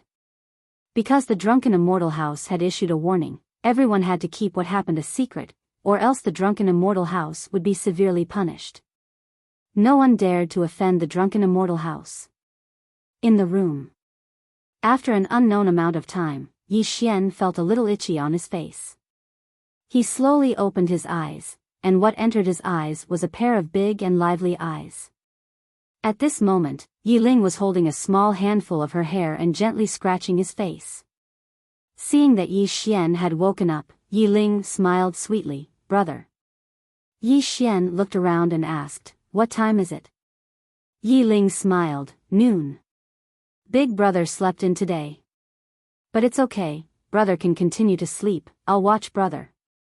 Yi Xian gently pinched Yi Ling's little nose and smiled, "Come, let's go out for some fresh air." After saying that, he got up and washed up, then brought Yi Ling to the deck of the cloud ship. When the brother and sister duo appeared on the deck of the cloud ship, everyone's gazes were focused on them. Not dead? Everyone's mind was filled with question marks. He actually didn't die after killing someone from the drunken immortal restaurant? On the other side, Lu Xiaoran took a deep look at Yi Xian and said softly, "This youth is not simple." Beside him, Little Fatty ran up to Yi Xian and his sister. Little Fatty glanced at Yi Xian and knelt down on one knee. Big brother, please accept me as your disciple. Just name the price. My father is rich. Yi Xian was speechless. Yi Ling covered her little mouth as she giggled. Lu Xiaoran walked up to Yi Xian and his sister. He kicked the chubby boy and jokingly scolded, "Do you know how hard it is to become a swordsman?" Little fatty looked at his head in dissatisfaction. What's there to be afraid of? You can solve it with money. Lu Xiaoran's expression was rather awkward. He cupped his fists at Yi Xian and said, "I'm sorry for my poor discipline." Yi Xian smiled and looked at little fatty. You want to become a swordsman? Little fatty hurriedly nodded. Yi Xian smiled and said, "Sure, but you have to lose weight first." Hearing that, little fatty's expression instantly turned bitter. Lose weight? That was worse than killing him. Seeing little fatty's expression, Yi Xian and Lu Xiaoran both laughed. At this time, Lu Xiaoran smiled and said, "Little friend Yi Xian, are you going to the capital this time?" Yi Xian nodded. Yes. Lu Xiaoran sized up Yi Xian and then asked, "Are you going to participate in Karaki Academy's recruitment?" Yi Xian was slightly stunned. How do you know, senior? Lu Xiaoran smiled and said, "The triennial recruitment of Karaki Academy is considered the most lively event in country of Jiang." Little friend, you're so young, and you're going to the capital. Moreover, Karaki Academy is about to start recruiting, so you should be going to Karaki Academy. As he spoke, he pointed at little fatty in front of him. This is my son, Lu Ming. This time, I'm bringing him to the capital in hopes of seeing if he can join Karaki Academy. Little fatty Lu Ming patted his chest. Dad, don't worry. I'll definitely join Karaki Academy. If they don't let me join, I'll buy Karaki Academy. Yi Xian and his sister were speechless. Lu Xiaoran shook his head and sighed. I shouldn't have spoiled you so much. Yi Xian nodded. The capital was the most prosperous place in country of Jiang. There were definitely crouching tigers and hidden dragons there. Little fatty might be able to summon wind and rain in Thousand Mountain City, but if he was still so willful in the capital, he would probably suffer greatly. Lu Xiaoran turned to look at the distant horizon and said softly, "We're about to reach Two World City." Two World City. Yi Xian was a little puzzled. Lu Xiaoran explained, "Little friend, you might not know this, but Two World City is located at the border between country of Jiang and country of Tang in the north. The reason why country of Jiang and country of Tang have always been enemies and even at war is because of the competition for Two World City. Two World City's terrain is rather high, and there are volcanoes on both sides. It can be said that whichever country obtains Two World City will have a natural advantage. Two World City has always belonged to either country of Tang or country of Jiang. Although it's a city of country of Jiang now, country of Tang thinks it's theirs. In short, it's very chaotic here." Yi Xian said solemnly, "Will we stop there?" Lu Xiaoran nodded. "The cloud ship needs to refuel, so we should stay there for half a day." Yi Xian said, "Senior Lu, are you afraid that something will happen?" Lu Xiaoran smiled and said, "There shouldn't be anything wrong. It's just that it looks quite troublesome. Although country of Jiang is in charge of that place, country of Tang's people can come and go as they please. They can even openly provoke the city. Sigh, it's a long story." Yi Xian nodded and did not say anything. After chatting with Lu Xiaoran for a while, Yi Xian brought Yi Ling to the bow of the ship. Looking at the mountains and rivers below the ship, Yi Xian slowly clenched his right hand. "One day, I will ride my sword and look down on this world." As he spoke, he hurriedly asked in his heart, "Senior, can I ride my sword now?" "Yes," the mysterious woman said. Hearing this, Yi Xian was overjoyed. At this moment, the mysterious woman said, "You can do it in your dreams." Yi Xian was speechless.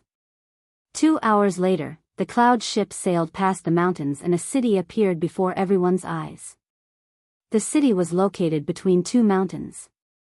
The entire city was like a gate between the two mountains. On the opposite side of the city was a plain, and at the end of the plain, a city could be vaguely seen. Over there was another country, the Tang Empire. At this moment, a voice sounded in everyone's ears. Everyone, the cloud ship needs to refuel. We will stay in Two World City for 2 hours. After 2 hours, please board the ship immediately. Moreover, Two World City is quite chaotic. If there is no other need, try not to wander around. As the voice fell, the cloud ship trembled violently. Soon, the cloud ship began to slowly descend. Trembling a little, Yi Ling held Yi Xian's arm tightly.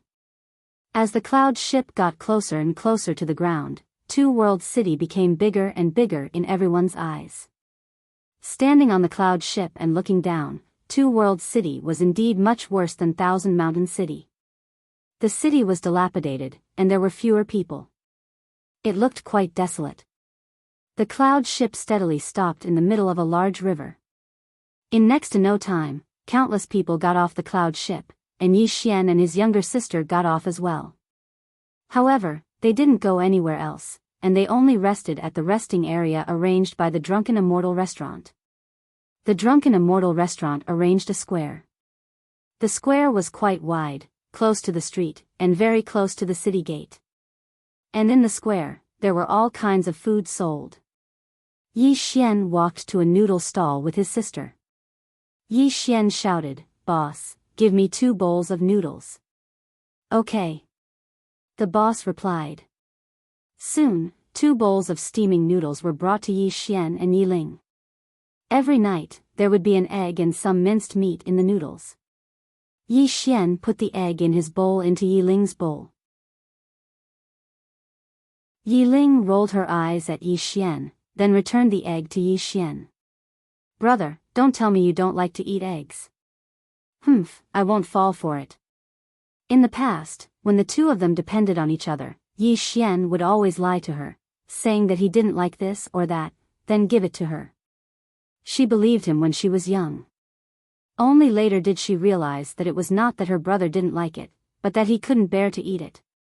Yi Xian gently rubbed Yi Ling's little head, then smiled and said, "Boss, give us 2 more eggs."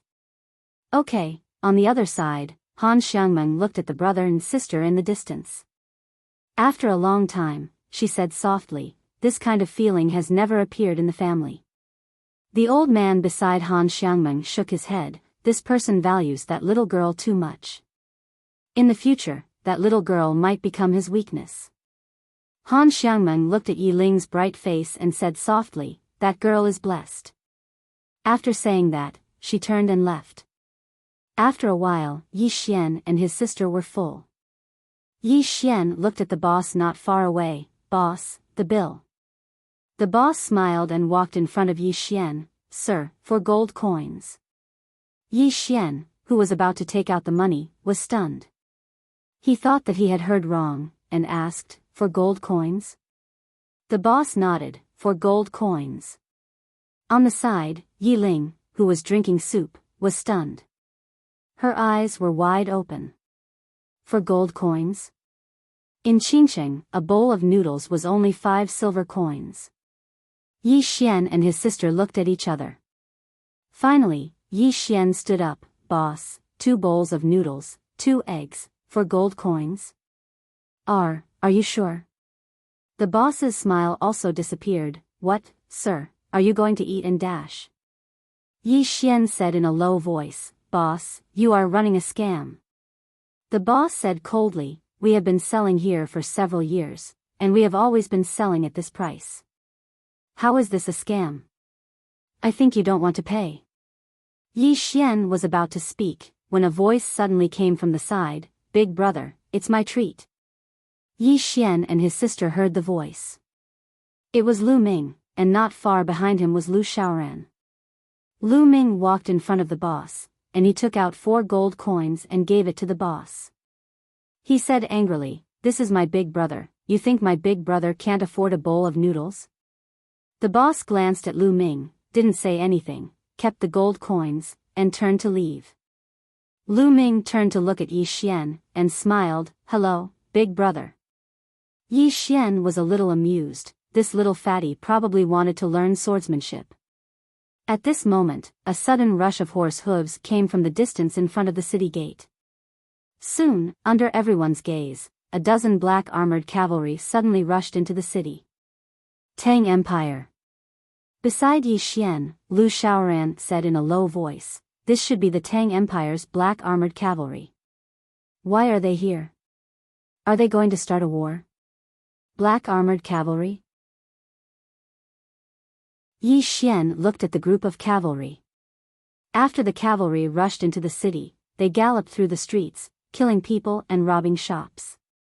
Seeing this scene, Yi Xian frowned. No one cares? Care about what? On the side, the noodle shop owner sneered. Those guards in the city are probably hiding in the basement now.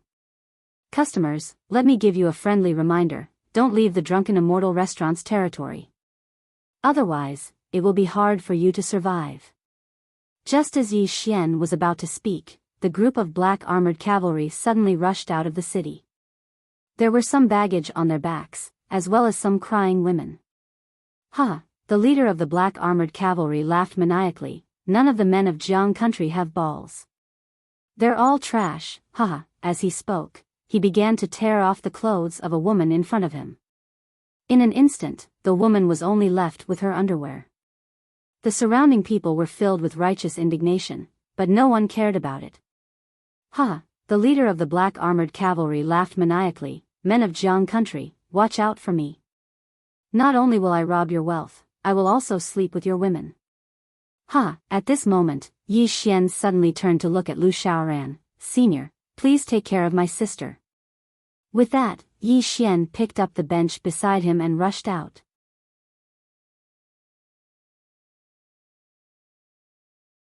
Chapter 26. Yi Xian wants to meddle in other people's business? This was what everyone was thinking at this moment. When they saw Yi Xian charging towards the black-armored cavalry, everyone was sure that Yi Xian really wanted to meddle in other people's business. Courting death. This was what everyone was thinking at this moment. Although Two World City belonged to the Jiang country, it could be said to be within the Tang country's sphere of influence.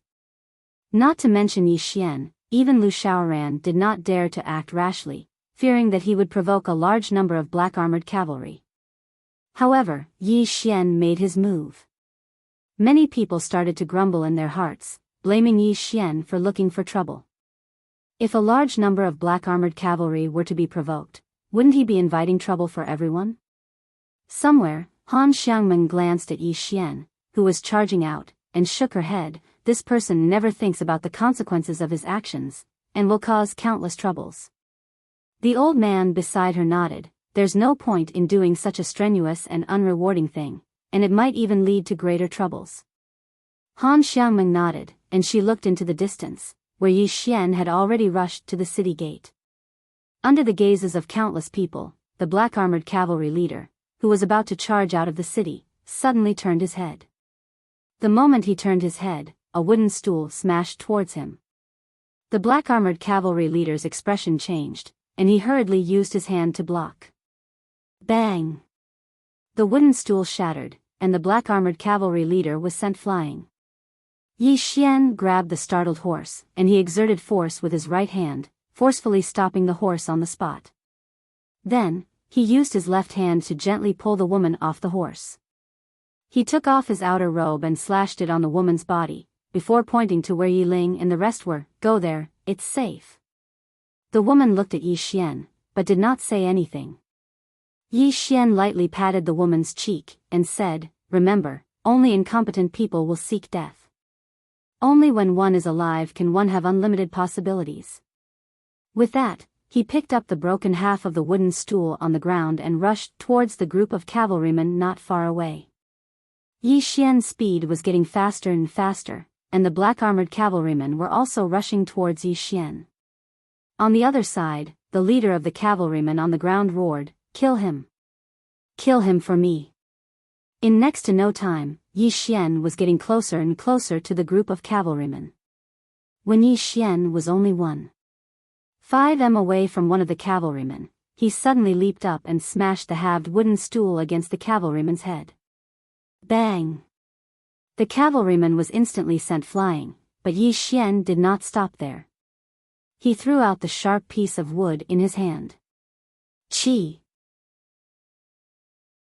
The cavalryman's throat was pierced by a sharp piece of wood, and he died on the spot.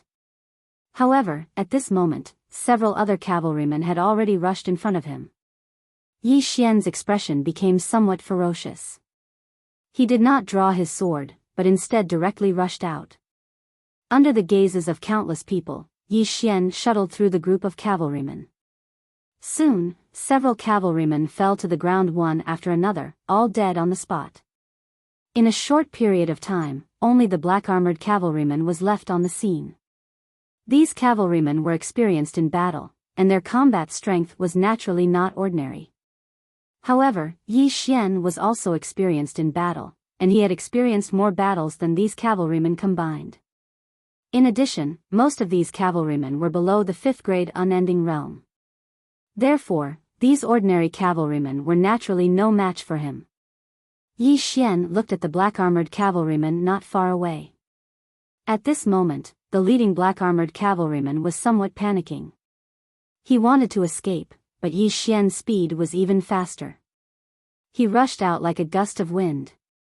Sensing that Yi Xian was rushing over, the black-armored cavalryman knew that he could not escape. Immediately, his expression became ferocious. He turned around and stabbed at Yi Xian with his spear. Qi change realm. Yi Xian did not dodge the spear. Instead, he let the spear stab into his chest. Bang! Yi Xian only took half a step back, and the spear did not pierce through his body. Golden Body Realm. His physical body was much stronger than an ordinary person's physical body. The black-armored cavalryman's expression changed greatly. Just as he was about to withdraw his spear, Yi Xian took advantage of him and lifted his leg to sweep the black-armored cavalryman's head. Bang! The black-armored cavalryman's entire body slammed into a wall. Just as the black-armored cavalryman was about to struggle to get up, Yi Xian stepped on his chest. The black-armored cavalryman looked at Yi Xian with hatred. You're dead, you're dead. Just as Yi Xian was about to make a move, a voice came from the side. Can you let me kill him? Yi Xian turned his head and was somewhat surprised. The person who spoke was the woman he had saved earlier. The woman was about 18 or 19 years old. She had a delicate appearance and a good figure, but her expression was rather cold. Yi Xian thought for a moment, then nodded. He pulled out the black-armored cavalryman's saber and handed it to the woman. The woman glanced at Yi Xian and took the saber. Just as she was about to make a move, an angry shout came from the side. Stop! Yi Xian looked in the direction of the voice. A fat man hurried over with a group of soldiers. They were not soldiers of the Tang Empire, but soldiers of the Jiang Empire. To be more precise, they were soldiers of the Jiang Empire in Two World City. The fat man was the city lord of Two World City. The fat man led a group of people and rushed in front of Yi Xian and the woman. He pointed at Yi Xian angrily. Who allowed you to make a move? Yi Xian frowned. The fat man looked at the woman angrily. Take her away. One of the soldiers rushed towards the woman. The woman subconsciously retreated behind Yi Xian, but the soldier did not stop. At this moment, Yi Xian suddenly raised his hand and slapped him. Pa! The soldier was sent flying by Yi Xian's slap.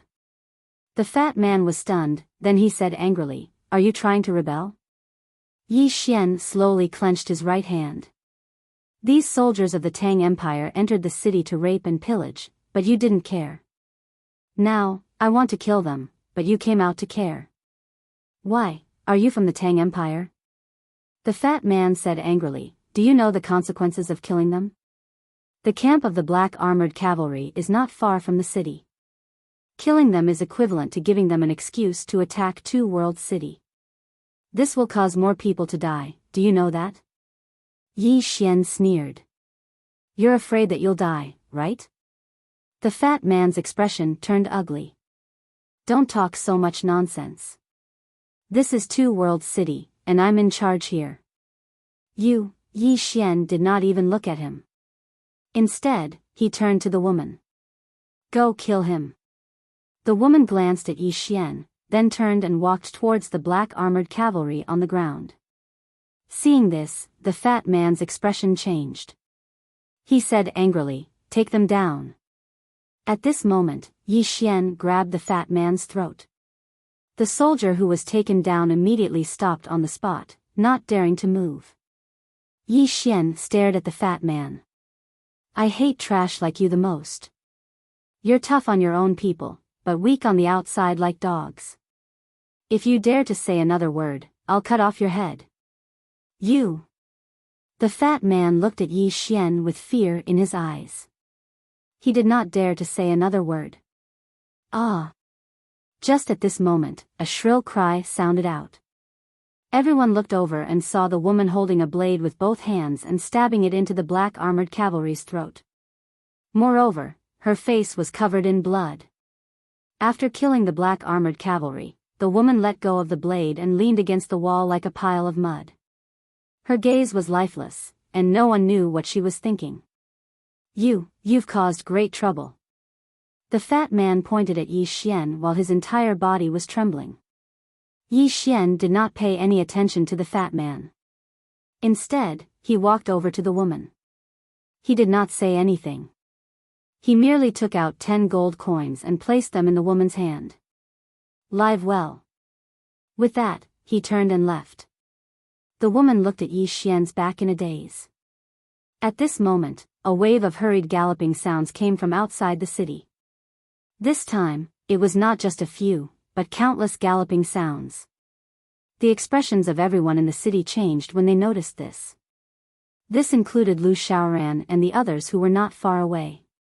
The fat man glanced outside the city. The next moment, his face turned pale. It's over. It's the black armored cavalry. They're here. They're here. With that, he pointed at Yi Xian angrily. It's all your fault. You've harmed the entire city. It's you. Around them, some of the citizens in the city also looked at Yi Xian resentfully. Clearly, they were blaming Yi Xian for being a busybody in bringing disaster upon himself. At this moment, the mysterious woman's voice rang in Yi Xian's mind. How do you feel when you've done something righteous and are treated this way? Yi Xian said calmly, whatever I do, it's only to be worthy of my heart. It's not for others to see. How they view me is their business. The mysterious woman did not say anything. Yi Xian walked slowly towards the distant city gate. At this moment, Yi Ling suddenly shouted, "Brother!" Yi Xian's body trembled slightly. He stopped and turned to glance at Yi Ling. He smiled and said, "It's fine. Order another bowl of noodles for brother. Brother will be right back." With that said, he turned and walked towards the city gate. Behind him, Yi Ling watched as tears flowed from his eyes. Yi Xian walked outside the city gate. He had just walked outside the city gate when he suddenly stopped and turned around. Behind him, the woman from before followed closely. She just followed him like that without saying a word. And at this moment, the city gate suddenly closed. In front of the city gate stood a man and a woman. Facing them were thousands of black armored cavalry. Thousands of black armored cavalrymen charged at him together. Their momentum was so great that even Yi Xian was moved. He knew he couldn't beat them. He really couldn't beat them. Not to mention him, even Enlancio, who was already at the levitation realm, was absolutely unable to resist the charge of thousands of black armored cavalry. He couldn't beat them, but he still wanted to fight. Yi Xian didn't know why he had to fight, but he just wanted to fight. My name is Yu. Behind Yi Xian, the woman suddenly said. Yi Xian nodded, my name is Yi Xian. Yu glanced at Yi Xian, Yi Xian. I'll remember it. In my next life, and the life after that, I won't forget it either. Yi Xian didn't hear what the woman said because he was already walking towards the cavalry. Looking at the menacing cavalry, Yi Xian's gaze gradually became somewhat dazed. He didn't notice that within his body, Ling Xiao's sword was trembling violently. Afraid of death? He, Yi Xian, was also afraid of death. However, there were many times and many things that he had to do even if he died. He, Yi Xian, did not understand the affairs of the country, but he knew that he, Yi Xian, was a citizen of the state of Jiang. The country had many shortcomings, but this was his country. He was a citizen of the state of Jiang. No matter how bad the country was, it was still his home. No matter how bad his own country was, it was not the place for outsiders to insult it. Fight. This time, he didn't do it for his sister, not for himself. Yi Xian quickened his pace. Looking at the menacing group of black armored cavalry, there was no fear in his eyes, only monstrous battle intent.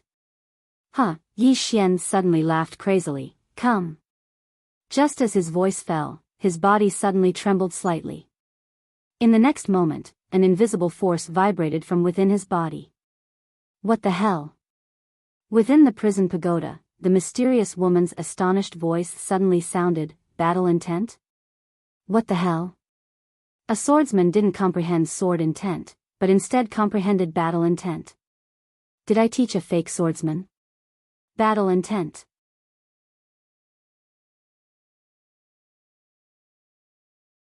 Chapter 27. Realm. It was an illusory realm, but it truly existed.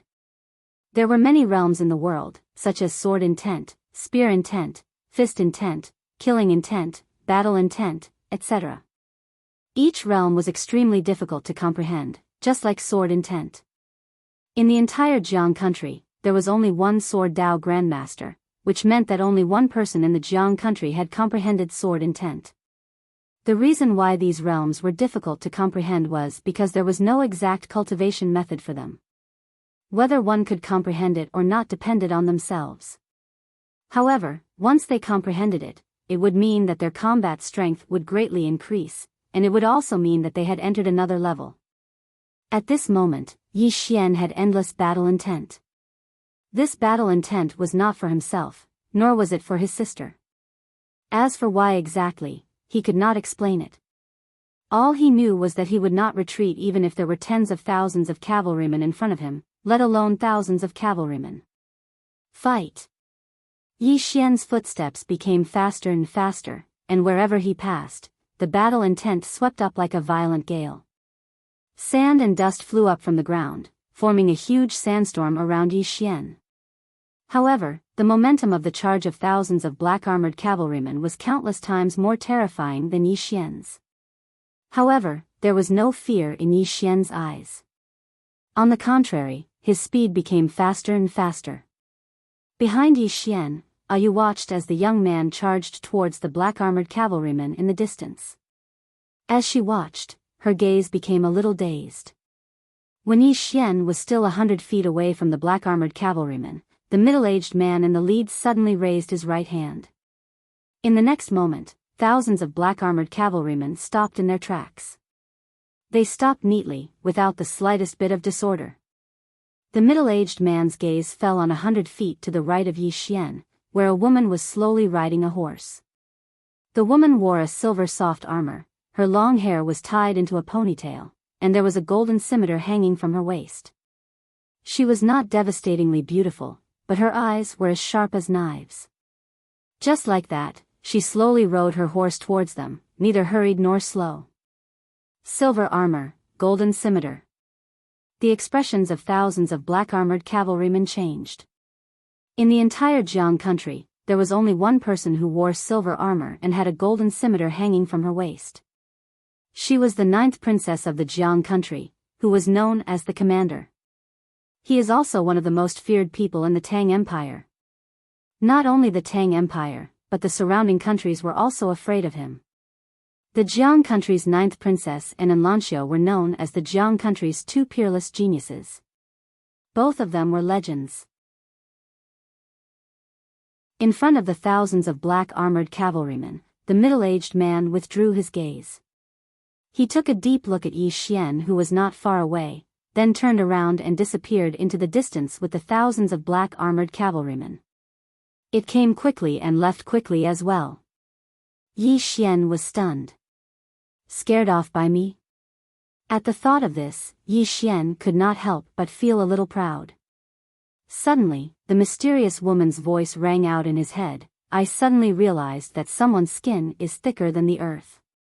Yi Xian. At this moment, the silver-armored woman arrived in front of Yi Xian.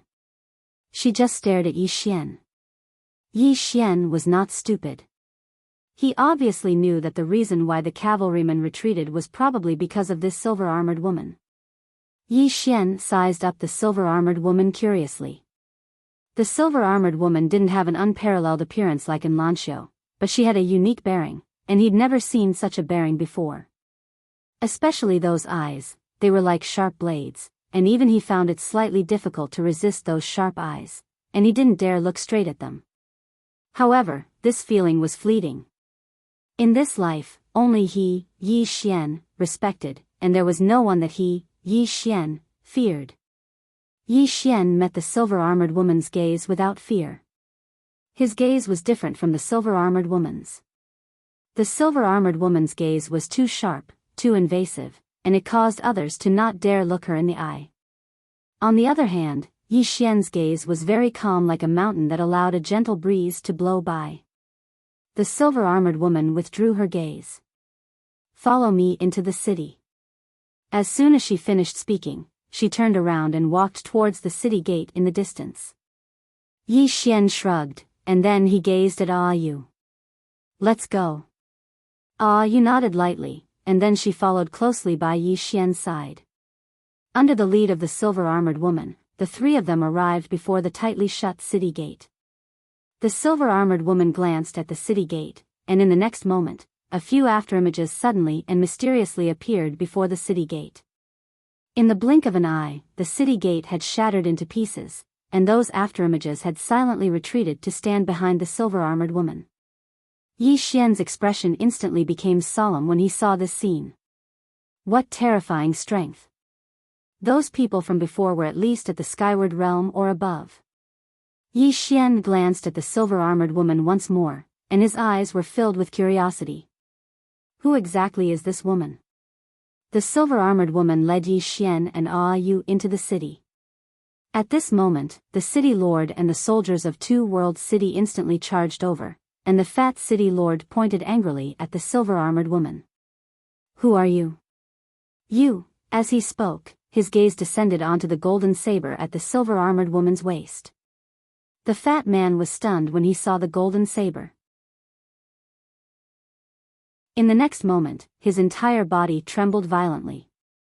Under the astonished gazes of countless people, the fat man slowly knelt down and said with a trembling voice, "Greetings, Ninth Princess." Ninth Princess. As soon as these words were spoken, everyone in the surroundings was instantly petrified. Ninth Princess. The youngest commander in the history of Jiang Kingdom, and just like in Lanxiu, she was another legend of Jiang Kingdom. On the other side, Han Xiangmeng was stunned for a moment, and then she hurriedly led the old man towards the silver-armored woman. After being stunned for a moment, Lu Xiaoran hurriedly walked over to the silver-armored woman and bowed respectfully. Thousand Mountain City Lord, Lu Xiaoran, greets Ninth Princess. The silver-armored woman glanced at Lu Xiaoran. City Lord Lu, although the Two Worlds City is not under your jurisdiction, you are still a citizen of the Jiang country. This time, the Tang Empire came to invade, but you ignored it. You should be punished. I'll punish you with 5 years of salary, and you'll be fully responsible for the funeral of the people who died in the city. Lu Xiaoran bowed deeply. This subordinate is willing to be punished. Han Xiangmeng walked over to the silver-armored woman and bowed slightly. Han Xiangmeng of the Immortal Intoxication Inn greets Ninth Princess. The silver-armored woman glanced indifferently at Han Xiangmeng. If you had stood up and said a few words to the people of this city earlier, I would have guaranteed that you would have a meteoric rise in the Immortal Intoxication Inn. Unfortunately, as a citizen of Jiang Kingdom, you don't have any thoughts about your country at all. What qualifications do you have to be a citizen of Jiang Kingdom? From this moment onwards, you are no longer a citizen of Jiang Kingdom. If the Immortal Intoxication Inn dares to let you manage the affairs of the Immortal Intoxication Inn, I will be the first to not forgive you." Hearing this, Han Xiangmeng's face instantly turned pale. Originally, she still had a little bit of hope, because the third pavilion master had actually given her a chance by asking her to return to the imperial capital. But now, the words of the woman in front of her had cut off all her possibilities. The Immortal Intoxication Inn would not become enemies with such a powerful person for her, because she was not worth it. The silver-armored woman turned to look at the city lord and the soldiers who were still kneeling not far away. The Tang Kingdom attacked, and the city lord of Two World City did not come out to fight. He allowed the people of the city to be slaughtered. This crime is unforgivable, and he should be sentenced to death by 1,000 cuts. As for the rest of the soldiers, they will be assigned to the suicide squad after their injuries have healed. In the future, if they perform meritorious service in the war with Tang Kingdom, today's crime can be pardoned. Take all of them away. Hearing this, the city lord of Two World City fainted. As soon as the silver-armored woman finished speaking, a few black-clothed figures silently appeared, and then the soldiers and the city lord were taken away. The silver-armored woman turned around, and her gaze descended onto Yi Xian. "Earlier, no one in the city dared to fight, but you dared. Why?" Yi Xian looked the silver-armored woman in the eyes. "Even though I'm not a citizen of Two World City, I'm a citizen of Jiang Kingdom. I couldn't bear to watch my fellow citizens being humiliated like this, so I made a move." The silver-armored woman nodded slightly, and there was a trace of admiration in her eyes. "If all the men of Jiang Kingdom are like you, then a mere Tang Kingdom would be nothing. Join my army and be a general. How about it?" Han Xiangmeng and Lu Xiaoran's expressions changed when they heard this. The 9th princess has taken a liking to Yi Xian. Moreover, he's a general as soon as he joins the army. Isn't this treatment a little too good? One had to know that a general could lead 100 soldiers. Join the army? Yi Xian was stunned, and then he shook his head. Rejected. Lu Xiaoran wanted to say something but hesitated. One must know that once Yi Xian agrees, it means that Yi Xian has the 9th princess behind him in the future. This is a great opportunity. Han Xiangmeng was also a little surprised. However, when she remembered that Yi Xian has a sword immortal behind him, she felt relieved. Why would this guy care about a mere general? Seeing Yi Xian refuse, the silver-armored woman asked. "You're not willing?" Yi Xian nodded. "I still have a lot of things to do, so I don't want to join the army at the moment." The 9th princess nodded. "I won't force you. However, in consideration of your contributions today, I'll let you stay for the time being. If you're interested in the future, you can join my army anytime." With that, she turned around to leave. At this moment, Yu suddenly knelt in front of the 9th princess. "I'm willing to join the army." The 9th princess glanced at Yu. "Do you know the hardships of joining the army?" Yu clenched her fists. "I'm not afraid." The 9th princess looked at Yu for a long time, and then nodded. "Follow me." With that, she rode away on her horse. After Yu stood up, she turned around and glanced at Yi Xian. "Remember, my name is Yu." With that, she turned around and quickly chased after the woman on the horse. "Brother." At this moment, Yi Ling ran to Yi Xian's side and hugged Yi Xian's arm tightly, as if she was afraid that Yi Xian would disappear. Yi Xian gently patted Yi Ling's small hand and smiled. "It's okay. Brother will be fine." With that, he looked at Lu Xiaoran. "Senior Lu, is that the person just now the 9th princess of Jiang country?" Lu Xiaoran nodded. "That's her." Hearing this, Yi Xian turned his head and looked at the end of the street in the distance. The 9th princess. He had naturally heard of her. Together with Lanxiu, they were known as the Jiang country's peerless duo. As if thinking of something, Yi Xian asked, Senior Lu, this city is an important place to me. Why didn't our country send a large number of troops to guard it? Beside Yi Xian, Lu Shaoran said softly, previously, our country and the Tang Empire signed a truce agreement. In order not to cause a greater conflict between the two countries, the higher-ups have not sent a large number of troops to guard here. Because once a large number of troops are sent here, it means that there might be a war. However, our country's weakness and concessions were exchanged for the Tang Empire's insatiable advances. Now that the 9th princess is here, I'm afraid that a war will soon come. War? Yi Xian had not experienced it, but he knew very well that if a war broke out, many people would die. If possible, it was better not to fight. An hour later, everyone boarded the cloud ship. The cloud ship started, and behind them, Two Worlds City became smaller and smaller, and the imperial capital was getting closer and closer.